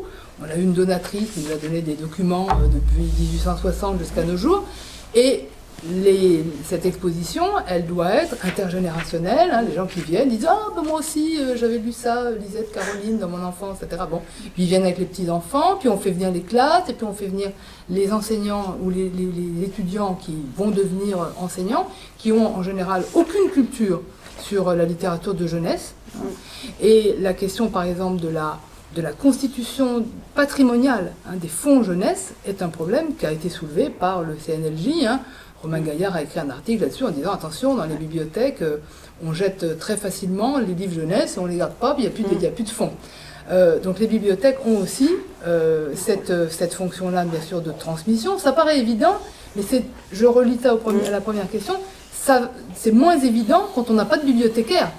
C'est-à-dire c'est moins évident avec des gens qui sont pleins de bonne volonté et qui aiment aussi faire ça, mais qui n'ont pas eu de formation initiale. Et comme les enseignants n'ont plus de formation initiale sur le livre de jeunesse, le résultat, c'est que ça donne des articles dans la presse nîmoise sur première fois qu'on voit des livres patrimoniaux jeunesse dans cette ville. Il y en a plein les magasins. Donc vous voyez, je pense que la transmission, en effet, c'est un peu... On est convergents, on a les mêmes soucis. Donc justement, par rapport à cette dimension encore de la transmission, vu ce que vous venez d'exprimer par rapport au catalogue, entre autres, des maisons d'édition, David, entre justement certaines maisons d'édition dont tu as parlé, qui n'existent plus, avec des catalogues qui disparaissent, entre disparaître ou alors être bien conservés, bien valorisés en médiathèque, la transmission d'une maison d'édition, à quel moment elle doit se préparer? Est-ce que finalement ça se prépare? Je dirais oui, comme toute chose. Après avoir pas mal travaillé dessus, le SLF et puis les différentes assos de libraires ont réussi à y arriver. Encore faut-il qu'on ait un minimum d'outils, puisque dès qu'on va rentrer dans la transmission, c'est-à-dire que le rachat, il va passer par un tiers qui, lui, va demander des documents qui seront inattaquables, si j'ose dire. C'est le banquier. Le banquier, à partir du moment où on va commencer à aller solliciter sur un certain nombre de sommes, il va demander un prévisionnel, il va demander qu'est-ce que vous voulez racheter, quels sont les comptes.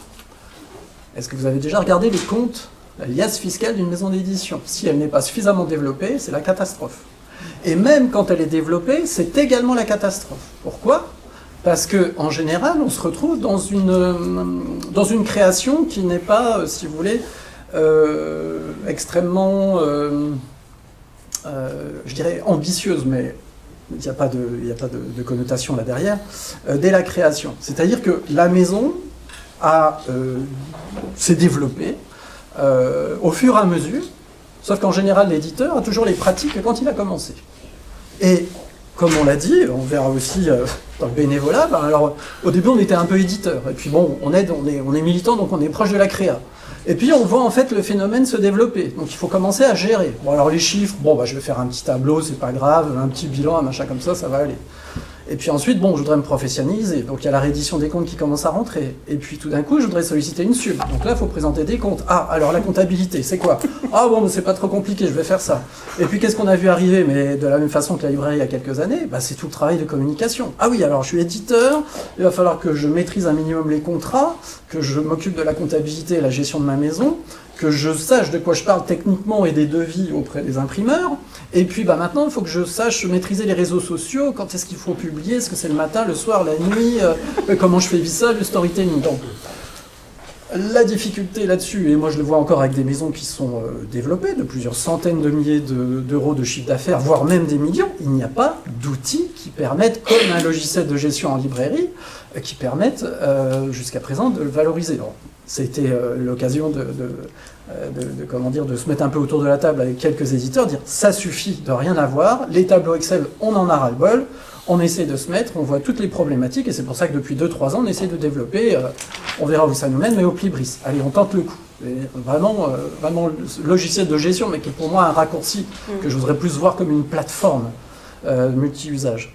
Donc pour revenir à ça, la transmission, au bout d'un moment, ben, elle ne peut pas se faire juste avec des bons sentiments, et puis l'engagement militant de l'éditeur, même 20 ans après, ça c'est formidable, c'est formidable, c'est formidable.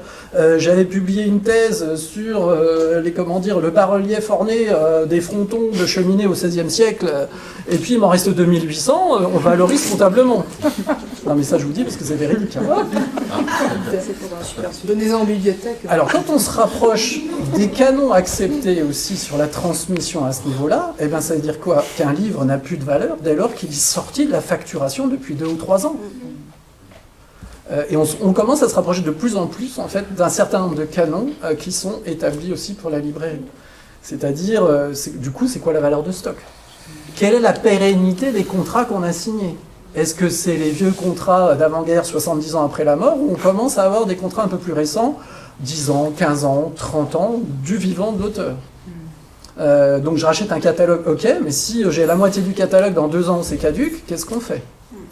Quel est le rythme éditorial? Qu'est-ce qui reste comme trésor? Quels sont les encours de production? Bref, il y a malheureusement, ou heureusement aussi, mais qui amène aussi une forme de pérennité à un moment où on veut transmettre, on n'a pas le choix, et ben de se poser un certain nombre de questions entrepreneuriales, et quel est finalement le modèle économique que j'ai réussi à développer pour faire de l'édition.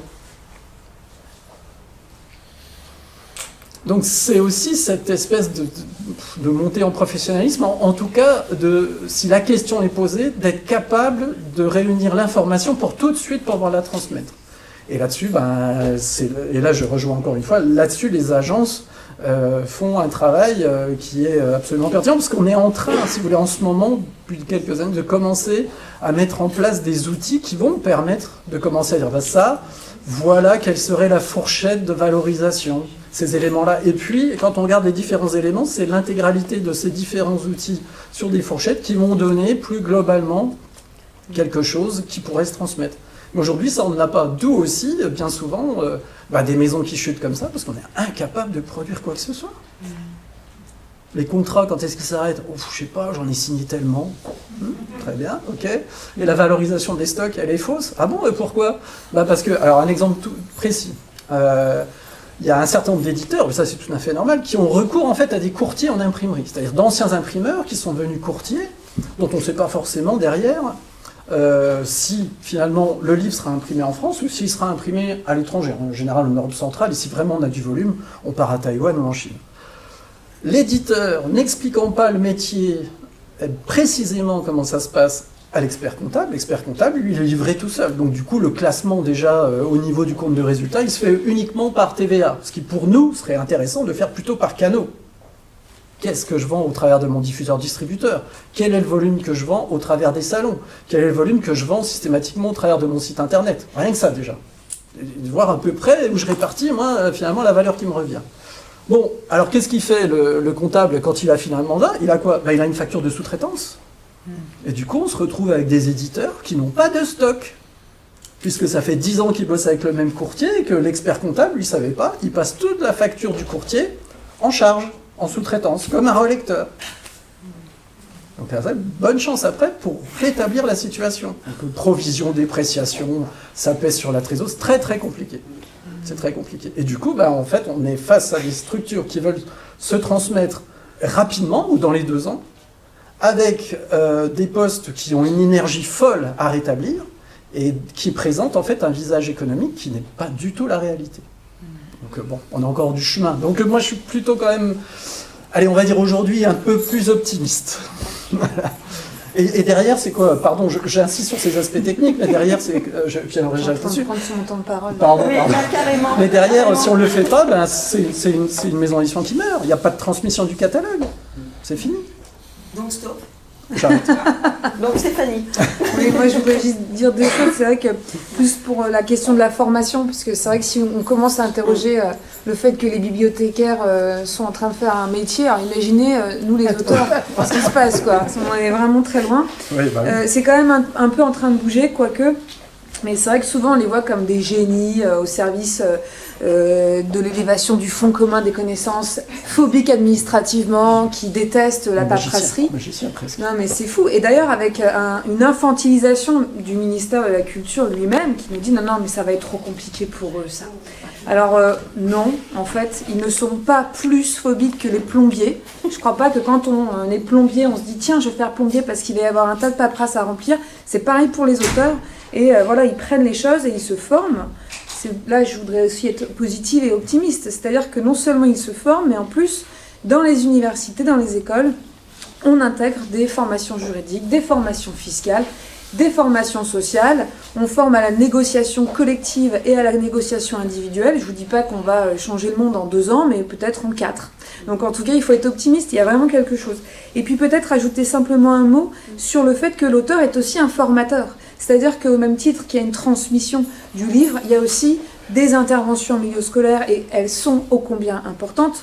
Et à ce moment-là, il faut aussi rappeler comment est-ce que la crise Covid nous a aussi montré qu'ils étaient un petit peu dépendants de ces rémunérations, j'allais dire complémentaires, mais non, c'est même bien au-delà. C'est-à-dire que, on le verra dans la partie qui suivra après, il y a le contrat d'édition qui est une source de rémunération, mais qui n'est pas la rémunération principale. Bien au contraire, ce sont toutes ces interventions en plus qu'il faut mettre en avant.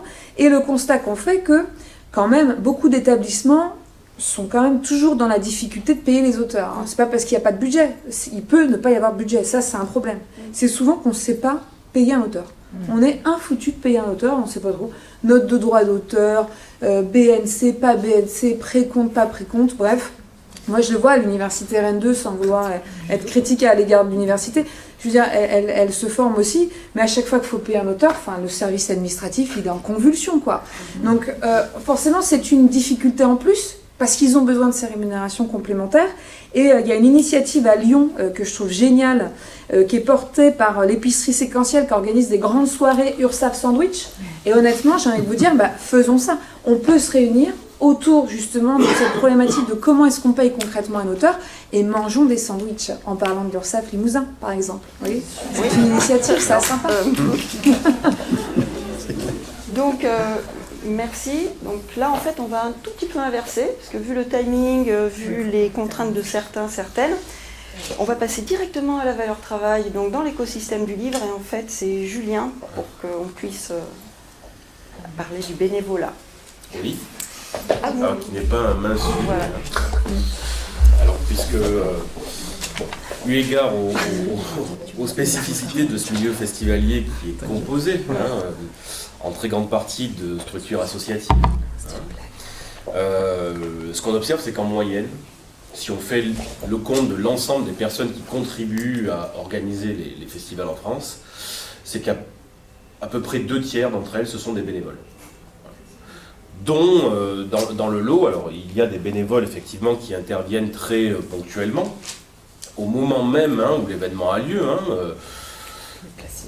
Effectivement, voilà, c'est ça, qui s'occupe de la mise en place des stands, qui s'occupe de l'accueil des publics, par exemple. Mais il y a aussi des bénévoles qui interviennent toute l'année sur un festival. Et il n'est pas rare de voir des phénomènes de responsables bénévoles de festivals, ou de personnes qui travaillent, qui mettent à profit leurs compétences techniques, notamment,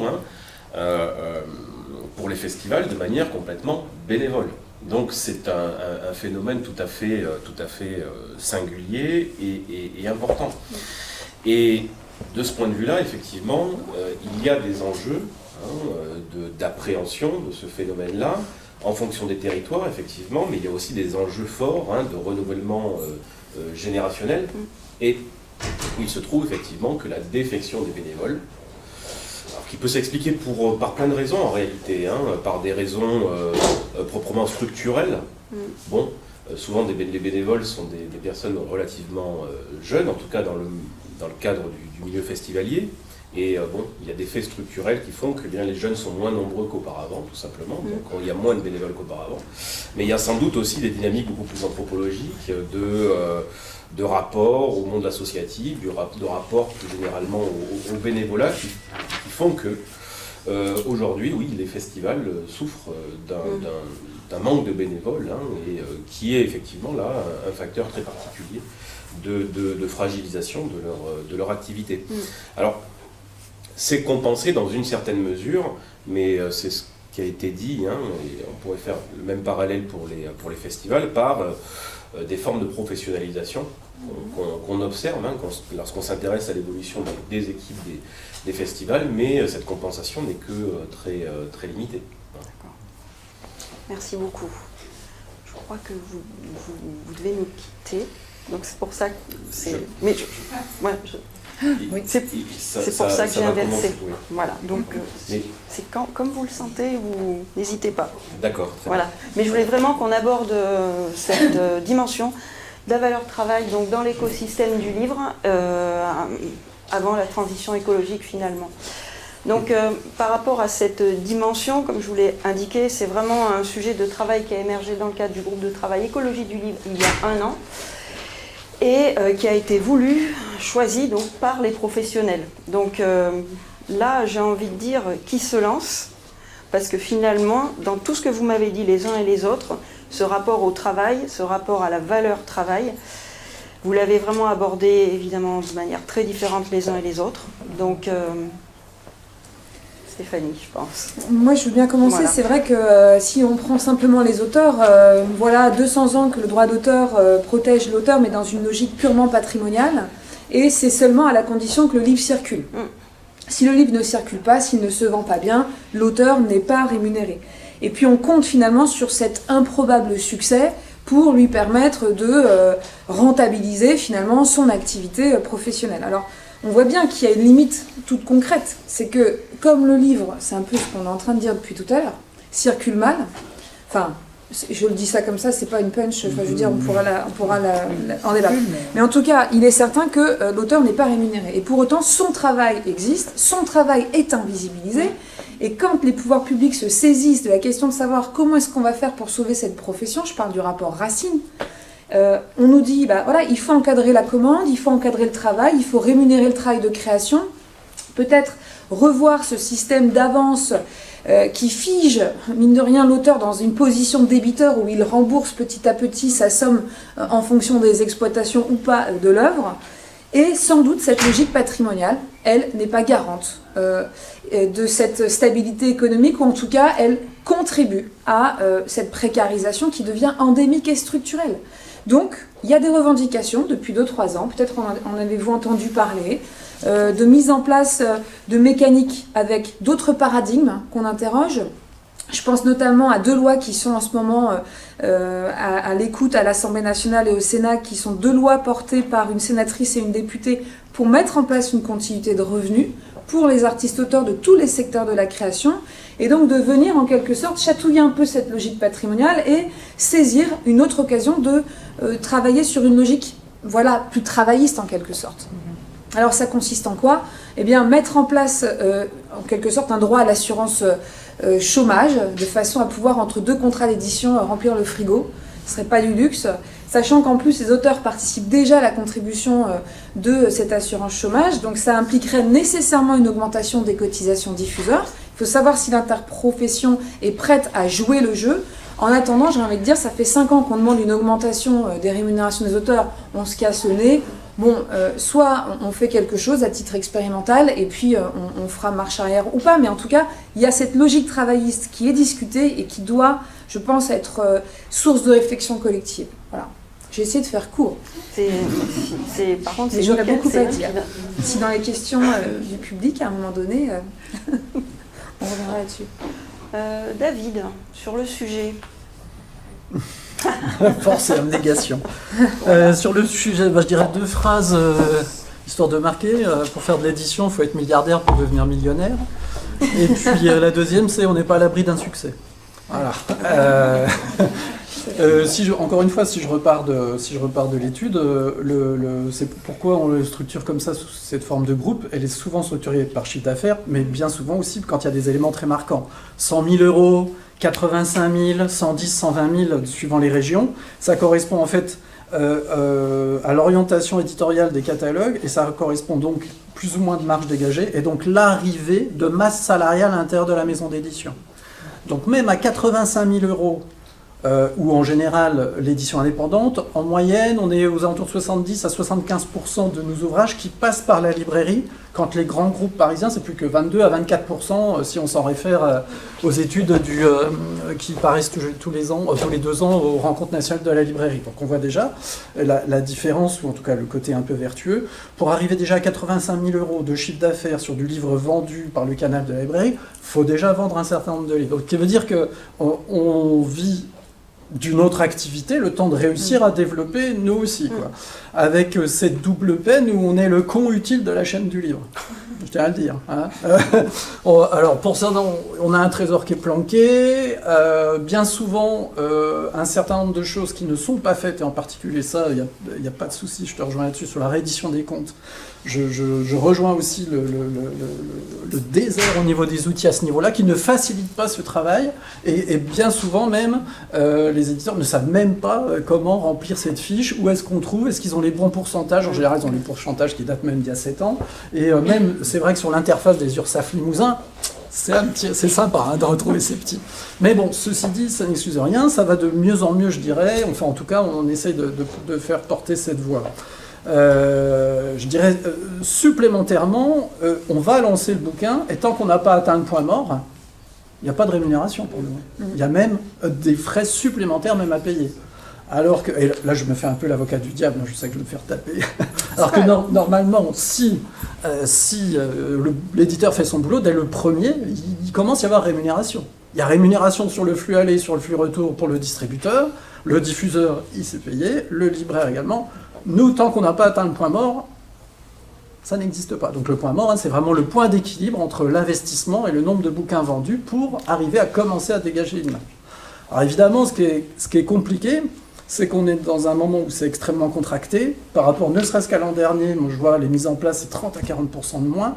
Ce qui fait que ça me fait descendre en dessous même d'un niveau technique qui m'emmène à avoir recours à l'offset. Et du coup, l'offset, donc technique particulière d'impression, donc charge importante, parce que là, le coût tout à l'heure du est-ce qu'il ne faut pas imaginer une édition à l'unité, donc quid du stock en librairie, bon, on peut reposer la question. C'est pas suffisamment satisfaisant, ne serait-ce que si après ça doit passer par des frais postaux pour les envoyer à l'unité, bonjour. Hein. Et puis si on n'est pas parisien, donc on ne peut pas avoir, un certain nombre de... C'est aussi compliqué. Il faut avoir de l'engagement, ça c'est sûr. Je pense que énormément de choses, mais cet engagement, c'est aussi, cette espèce de militantisme, c'est le visage jovial et lumineux du revers qui est quand même une certaine forme de précarité. Faut quand même pas se leurrer. Et puis, je rejoins Laurent sur ce qu'il a dit tout à l'heure, sur une plus grande facilité sur les dernières années, effectivement, à pouvoir publier. Mais si je prends le temps un peu plus court, je trouve qu'il y a également maintenant, on revient à certaines difficultés. Pourquoi ? Parce qu'on a Covid, donc il y a eu beaucoup d'encours de production qui sont complètement tombés à l'eau, puisque les bouquins tels qu'on les fait, c'est pas le 1er mars pour être publié le 21. Donc on s'engage bien avant sur un certain nombre de sommes. Et ceux qui faisaient du beau livre ou des livres jeunesse se sont retrouvés un peu le bec dans l'eau avec des bouquins qui devaient sortir en mars ou au Salon du Livre de Paris à l'époque. Ça s'est éteint de cette façon-là. Donc il faut continuer, il faut mettre de soi. D'autres éléments, c'est l'augmentation des charges de l'imprimeur. Aujourd'hui, un imprimeur, chez un éditeur, même pour ce qu'on a vu chez des éditeurs, y compris de la région, directement sur l'alias fiscal, donc il n'y a pas de, on n'est pas en train de le rêver, on est aux alentours de 40% pour ce poste de charge. C'est-à-dire que même à plusieurs millions aujourd'hui, on arrive difficilement à le réduire. Comment les grands arrivent à le réduire? C'est plutôt sur de la cession. C'est-à-dire avoir de la synergie sur une création papier qu'on va réussir donc à transmettre, je sais pas, au cinéma, autre chose, donc sur de la cession en droit dérivé, ce genre de choses. Et puis, si je dois peut-être terminer, malgré tout, on se retrouve avec des métiers, évidemment, vous voyez tous, on a peu de marge et qu'il faut des années pour constituer un catalogue. Et on se retrouve donc avec des développements qui, me semble-t-il, sont plus longs ou plutôt décorrélés de ce qu'attend le Trésor public, à savoir un rétablissement de l'impôt au bout de 3 ans. Et on voit bien que pour commencer à s'imposer ou avoir une vie, on est plutôt sur 6, sur 7. Pour ceux qui font des catalogues uniquement de poésie, tels que j'en avais aussi en Bourgogne, on est plutôt même des fois sur 10 ans pour commencer à avoir cette bascule et ce roulement d'exercice en exercice. Laïdré, précarité, engagement en librairie? Oui, on peut dire ça comme ça. Alors, dépréciation du travail aussi de la part de certains acteurs de l'interprofession, au sens où j'ai déjà entendu un éditeur me dire « Oui, mais toi, tu ne fais que vendre le livre, en fait, c'est moi qui fais tout le boulot en amont. » Je ne l'ai pas entendu une fois dans ma carrière. Oui, bah oui, ça c'est... oui. Et voilà, donc c'est quand même un peu dommage, parce que moi, j'aimerais bien voir où on serait l'écosystème du livre sans les libraires aujourd'hui. Il y a un réel engagement libraire, c'est un métier, donc c'est un métier où quand je questionne les libraires que j'accompagne sur les équivalents temps plein dans leur entreprise, ils rigolent quoi. Bah oui. Oui, alors équivalent temps plein, on me compte ou pas dedans? Parce que moi je fais 70 heures semaine, et je suis payée même pas au SMIC. Quand ils arrivent à se payer, puisque quand une librairie démarre, il y a forcément un moment où le gérant va payer ses salariés, mais ne va pas se payer lui, se payer elle. Donc il y a un vrai enjeu de précarité. Oui, effectivement, mais de toute façon, moi je préviens tous les apprenants que j'ai face à moi, vous n'allez pas faire de l'argent en librairie, vous allez viser un équilibre entre les dépenses et les recettes. Voilà, c'est tout. On leur dit soyez bibliothécaire. Ils auront un salaire. Bah oui, non mais c'est ça. On va tenter. Pourquoi ils arrêtent? Donc effectivement, il y a une forme de précarité et de dépréciation de la valeur pécuniaire en fait. Concrètement, comment on fait pour vivre et pour payer autre chose que des livres. Et il y a une dépréciation aussi de la valeur de ce que nous, on offre et de cet inconnu. J'ai sur le site Actes Sud de la présentation de juin dernier, cherchant ce qui est au-delà de ce qu'on connaît déjà. Sans la librairie, il n'y a pas, et il faut le rappeler tous les jours. Voilà, pour le coup, il y a une vraie dépréciation de la valeur de ce côté-là. Où voulais-je en venir par rapport à ça pour ne pas prendre trop de temps non plus? Bon, je pense qu'on peut peut-être... c'est bien, je pense. Ah, c'est très clair. Valérie. Oui, vous partez. Il faut partir parce que vos étudiants vous attendent. Alors, merci beaucoup. Donc, je vais dire deux petites choses très rapides sur le problème du bénévolat. Il y a quelques années, quand j'étais au ministère, on a reçu un conseiller d'État qui nous interrogeait sur le rôle de l'État dans le soutien aux bibliothèques. Et sa conclusion, il nous suggérait que il faudrait bien que l'État ne s'occupe plus des bibliothèques des petites communes, enfin, les petites communes, qu'elles se débrouillent et puis qu'elles fassent ce qu'elles veulent avec les bibliothèques, etc. Et son modèle à ce monsieur, qui par ailleurs était un juriste certainement très honorable, mais son modèle c'était les bibliothèques pour tous. Donc malgré tout, si vous voulez, il y a quand même l'idée rampante à l'heure actuelle, qui est plus que rampante dans certaines communes, que les bibliothèques, ça n'a pas besoin d'être des professionnels, donc mettons-y des bénévoles, il y a plein de gens à la retraite qui n'attendent que ça, pour faire ça le mercredi après-midi, non pas le mercredi après-midi, il y a les petits-enfants le mercredi après-midi, donc ça ne marche pas, donc on fermera les bibliothèques dans les communes le mercredi après-midi, mais on les ouvrira le jeudi matin, où on sait bien que là, tout le monde est disponible pour aller dans les bibliothèques. Donc là, il y a quelque chose qui est problématique. Deuxième chose, moi personnellement, je suis une militante je suis contre les braderies dans les bibliothèques. Je pense que notre rôle dans la chaîne il faut qu'on le joue jusqu'au bout. Et d'abord, c'est interdit. Je le dis très clairement. c'est pas complètement interdit, c'est autorisé à condition qu'on respecte le marché du livre. C'est-à-dire qu'on ne peut pas vendre des livres à 50 centimes. Ce n'est pas possible. Ou alors il faut aller dans une base de données pour savoir si ces livres-là valent bien 50 centimes sur le marché de l'occasion. Mais on n'a pas parlé du marché de l'occasion. Moi, je trouve que les bibliothèques ne devraient pas contribuer au marché de l'occasion, qui est déjà quand même un problème pour les éditeurs et pour les auteurs. Aucune rémunération pour la chaîne du livre dans les livres d'occasion. Il y a une réflexion qui est en cours aussi au ministère pour savoir comment on pourrait justement rémunérer toute la chaîne du livre. C'est quand même 20% du marché des livres, c'est du livre d'occasion. Hein. Donc je pense que les bibliothèques ne doivent pas y contribuer, même si, et on peut, je ne sais pas si on aura le temps finalement de parler d'écologie, mais ça serait une bonne transition, mais si on ne m'y remercie pas, mais je fais la transition, c'est que souvent on le fait parce que les élus nous pressent un peu en disant, mais quand même vous jetez tant de livres que ça, mais c'est scandaleux, enfin, en gros, hein, chez nous, entre 11 000 et 17 000 documents achetés, entre 11 000 et 17 000 documents jetés chaque année. Alors, en effet, c'est recyclé, en effet, il y a une convention avec une entreprise d'économie sociale et solidaire qui, en fait, elle vend une partie de ce qu'on donne. Hein. 60% est jeté quand même, hein, de toute façon, dans ces sociétés. Hein. Mais malgré tout, il y a bien une chaîne.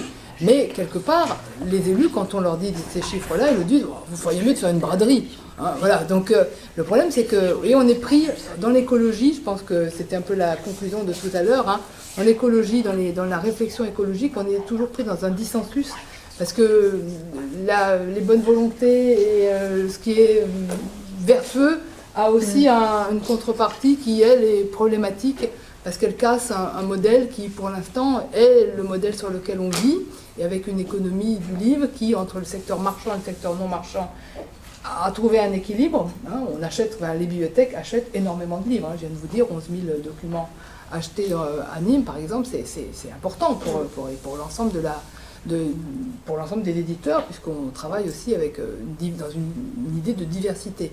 Mais on est pris dans un dissensus à l'heure actuelle. Hein. Comment on fait ? Moi, c'est vrai que je milite contre les braderies parce que je trouve que ça casse vraiment cette chaîne. En revanche, je dis il faudrait peut-être acheter moins. Et je suis un peu obligée de le dire, hein, parce que les budgets vont baisser, ou ont déjà baissé. À Nîmes, pas encore. Hein. Mais ça va peut-être venir, là aussi, il y a des élections. Hein. Et puis il y a ce scandale écologique où les lecteurs nous disent comment vous jetez les livres après ? Donnez-les-nous, etc. Et oui, c'est problématique quand même de cette... On fait partie aussi de l'économie du gaspillage. Hein. Donc on est pris entre deux feux. Donc je ne sais pas si on parlera d'écologie, mais c'est aussi, à mon avis, un sujet convergent entre nous tous. Hein. Complètement. Donc pour des raisons de temps, de disponibilité de la salle, etc., en fait, on va non pas laisser de côté le sujet de transition écologique, mais on va en profiter peut-être pour commencer à échanger avec la salle et peut-être partir de ce dernier point, sur cet aspect donc, de transition écologique, en tout cas d'aspect d'écologie matérielle, pour commencer à échanger. Et puis évidemment que vous avez notre dernier numéro qui sera la base de toute votre réflexion sur le sujet. Donc, est-ce que quelqu'un a des questions sur alors, tout ce dont on vient de parler ou éventuellement sur cette dimension de transition écologique? Allez-y. Alors peut-être, je rappelle, de vous présenter. Voilà, à chaque fois. Ah pardon. Donc Morgane Sankiewicz, je suis autrice.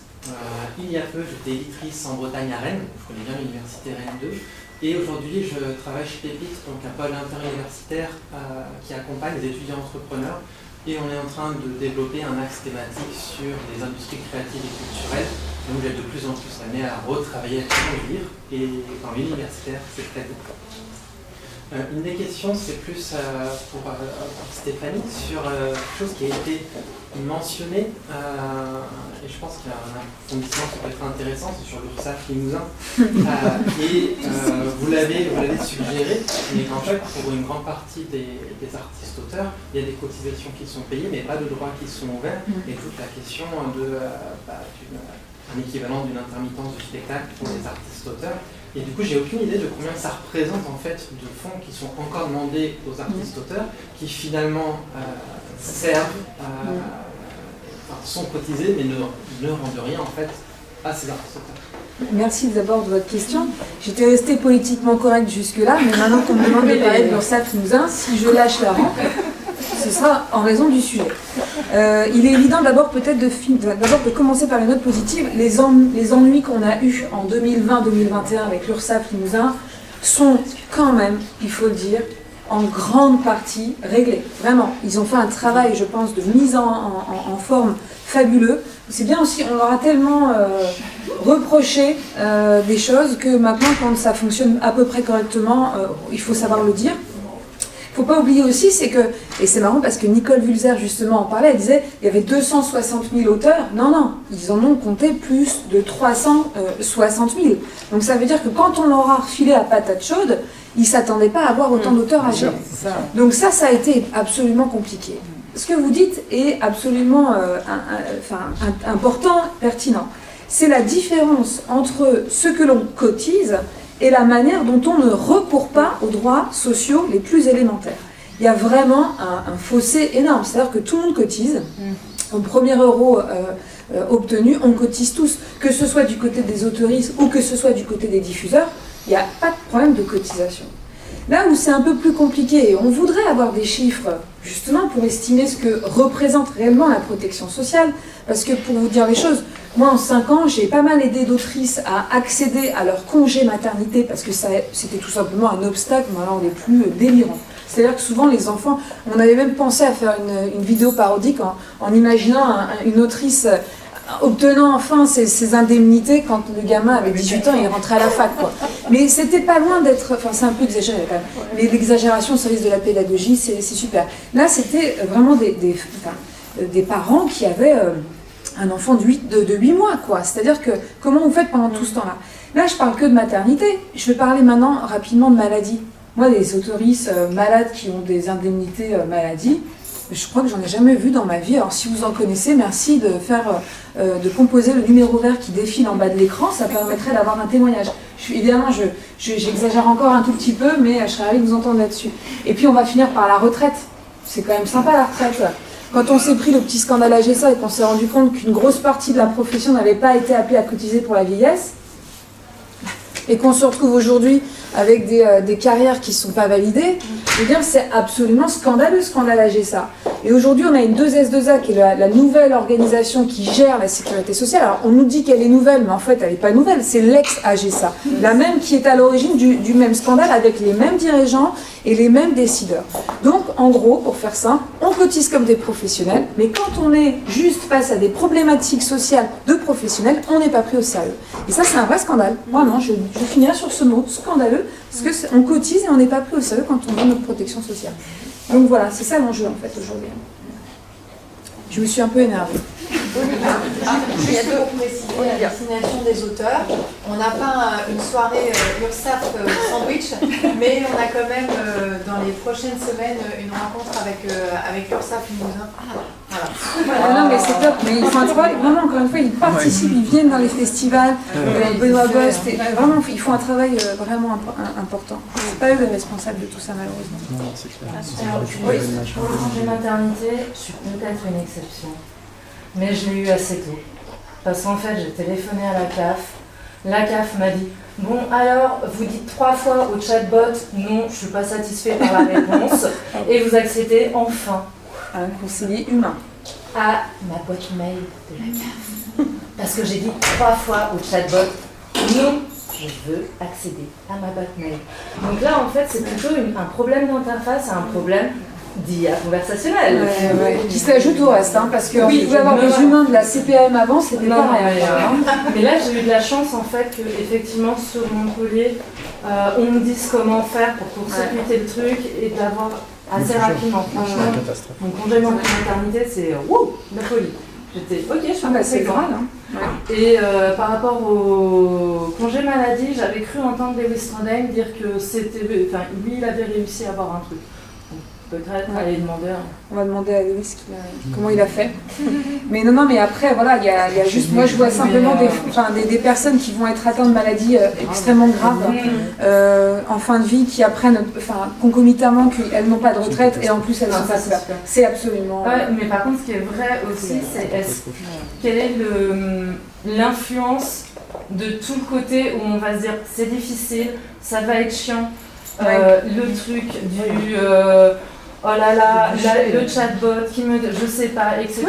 Et qu'en fait, ça fait tout un truc où on se dit non, je vais pas demander. Ce qui facilite le non-recours aux droits sociaux. Il y a des gens hyper intelligents. Je pense à Philippe Varin, qui est un universitaire qui s'est intéressé au phénomène de non-recours aux droits sociaux, qui travaille à Grenoble, et qui dit justement que l'épuisement que ça génère déjà, la charge mentale que ça provoque, fait que on se dit, je vais passer 2 jours, là. Non, pour récupérer quoi 60 balles. Les indépendants, les gérants d'entreprise, oui. Mais oui, bien sûr, évidemment. D'où l'intérêt justement d'aller sur des lois continuité de revenus qui viennent automatiser l'accompagnement financier, justement sans avoir à aller se batailler systématiquement pour avoir des miettes, quoi. Donc, voilà.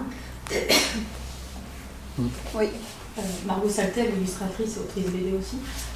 Par contre, pour la continuité de revenus, ce qui est bien de préciser peut-être pour Morgane aussi, c'est que ça ne serait pas une cotisation à blâmer sur l'auteur, mais sur le diffuseur. C'est-à-dire qu'à la base, je crois que c'est au lieu de faire 1,1% diffuseur, on passera à 4,5%, je crois. À 5,15%. Voilà, pour financer la continuité de revenus. Mais du coup, ça poserait quand même la question déjà d'aller récupérer ces 1% qui sont rarement récupérés.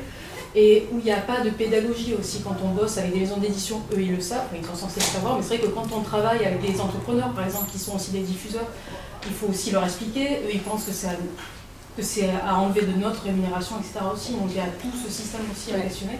Et ça fonctionne en Belgique, c'est ce qu'ils ont, ils ont une espèce de continuité de revenus, de système d'intermittent, et ça a permis de monter des bouquins, de monter des associations, de faire des événements culturels énormes en fait, donc du coup ça fonctionne. En fait, c'est vraiment faut le voir de façon macro, quoi. C'est-à-dire que oui, c'est sûr que de savoir que notre cotisation de diffuseur va augmenter de 4 points, ça fait pas plaisir, parce qu'on se dit qu'on a déjà tellement de cotisations, tellement de charges, tellement... Oui, mais à la fois, on ne peut pas se satisfaire de cette précarité structurelle et endémique qu'on pointe toutes et tous, parce que c'est tous les métiers de la chaîne du livre qui sont précarisés et impactés. Donc à un moment donné, il va falloir trouver des solutions peut-être un peu plus radicales. Celle-ci, elle n'a pas vocation à mettre j'allais dire un truc vulgaire, mais l'objectif, c'est pas de saigner les libraires, c'est pas de saigner les éditeurs qui, justement, sont vertueux et essayent de se batailler dans ce microcosme un peu impitoyable. Mais c'est simplement de dire, voilà, à un moment donné, peut-être que l'auteur, s'il a cette sécurité, ce filet de protection, il dira non à des contrats qui sont absolument des contrats abusifs. Voilà.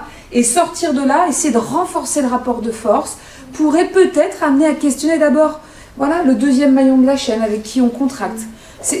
On essaye, voilà, c'est une piste possible, il y en a peut-être d'autres, mais il faut les essayer de demander aussi un pourcentage justement aux IA en fait aussi, de financer. Exactement, moi c'est en tout cas ce que j'essaye de mettre en place dans mes travaux de recherche. Je pense que c'est les entreprises de la tech qui nous ont pillé massivement, qui doivent mettre la main à la poche. Sur la télé, quand on achète de la télévision, etc., pour financer justement... Exactement, ça c'est intéressant. Des supports de stockage, on a réussi à le faire. Et voilà, exactement. Et pour le coup, là, la problématique du livre d'occasion, pour moi, c'est une fausse problématique actuellement. C'est-à-dire qu'on considère que c'est comme ça qu'on va sauver le monde du livre. Il faut arrêter de déconner. Il y a des enjeux qui sont quand même à prendre en considération avant cela. Donc voilà, il faut qu'on se mette autour de la table et qu'on arrête de tirer le tout petit bout de couverture à soi, puisqu'en fait, elle est trop petite, la couverture. Donc il faut la... Voilà, et peut-être ça commence par des états généraux du livre, moi je dis de l'interprofession, faire ce que vous faites là, c'est-à-dire que rencontrer des libraires, des bibliothécaires qui nous expliquent un petit peu comment ils galèrent aussi, c'est pas mal déjà, c'est un bon début. Bon début, merci en tout cas de... Une belle fin.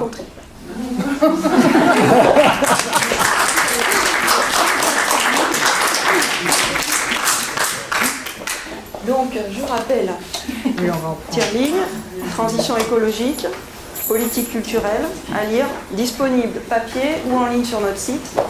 Et l'intégralité de la matinée a été donc enregistrée et sera disponible sur notre site internet. Et sera sponsorisé. Amazon, Facebook, Nike, Adidas, Unilever. C'est ça. Ariel. Vous pouvez vous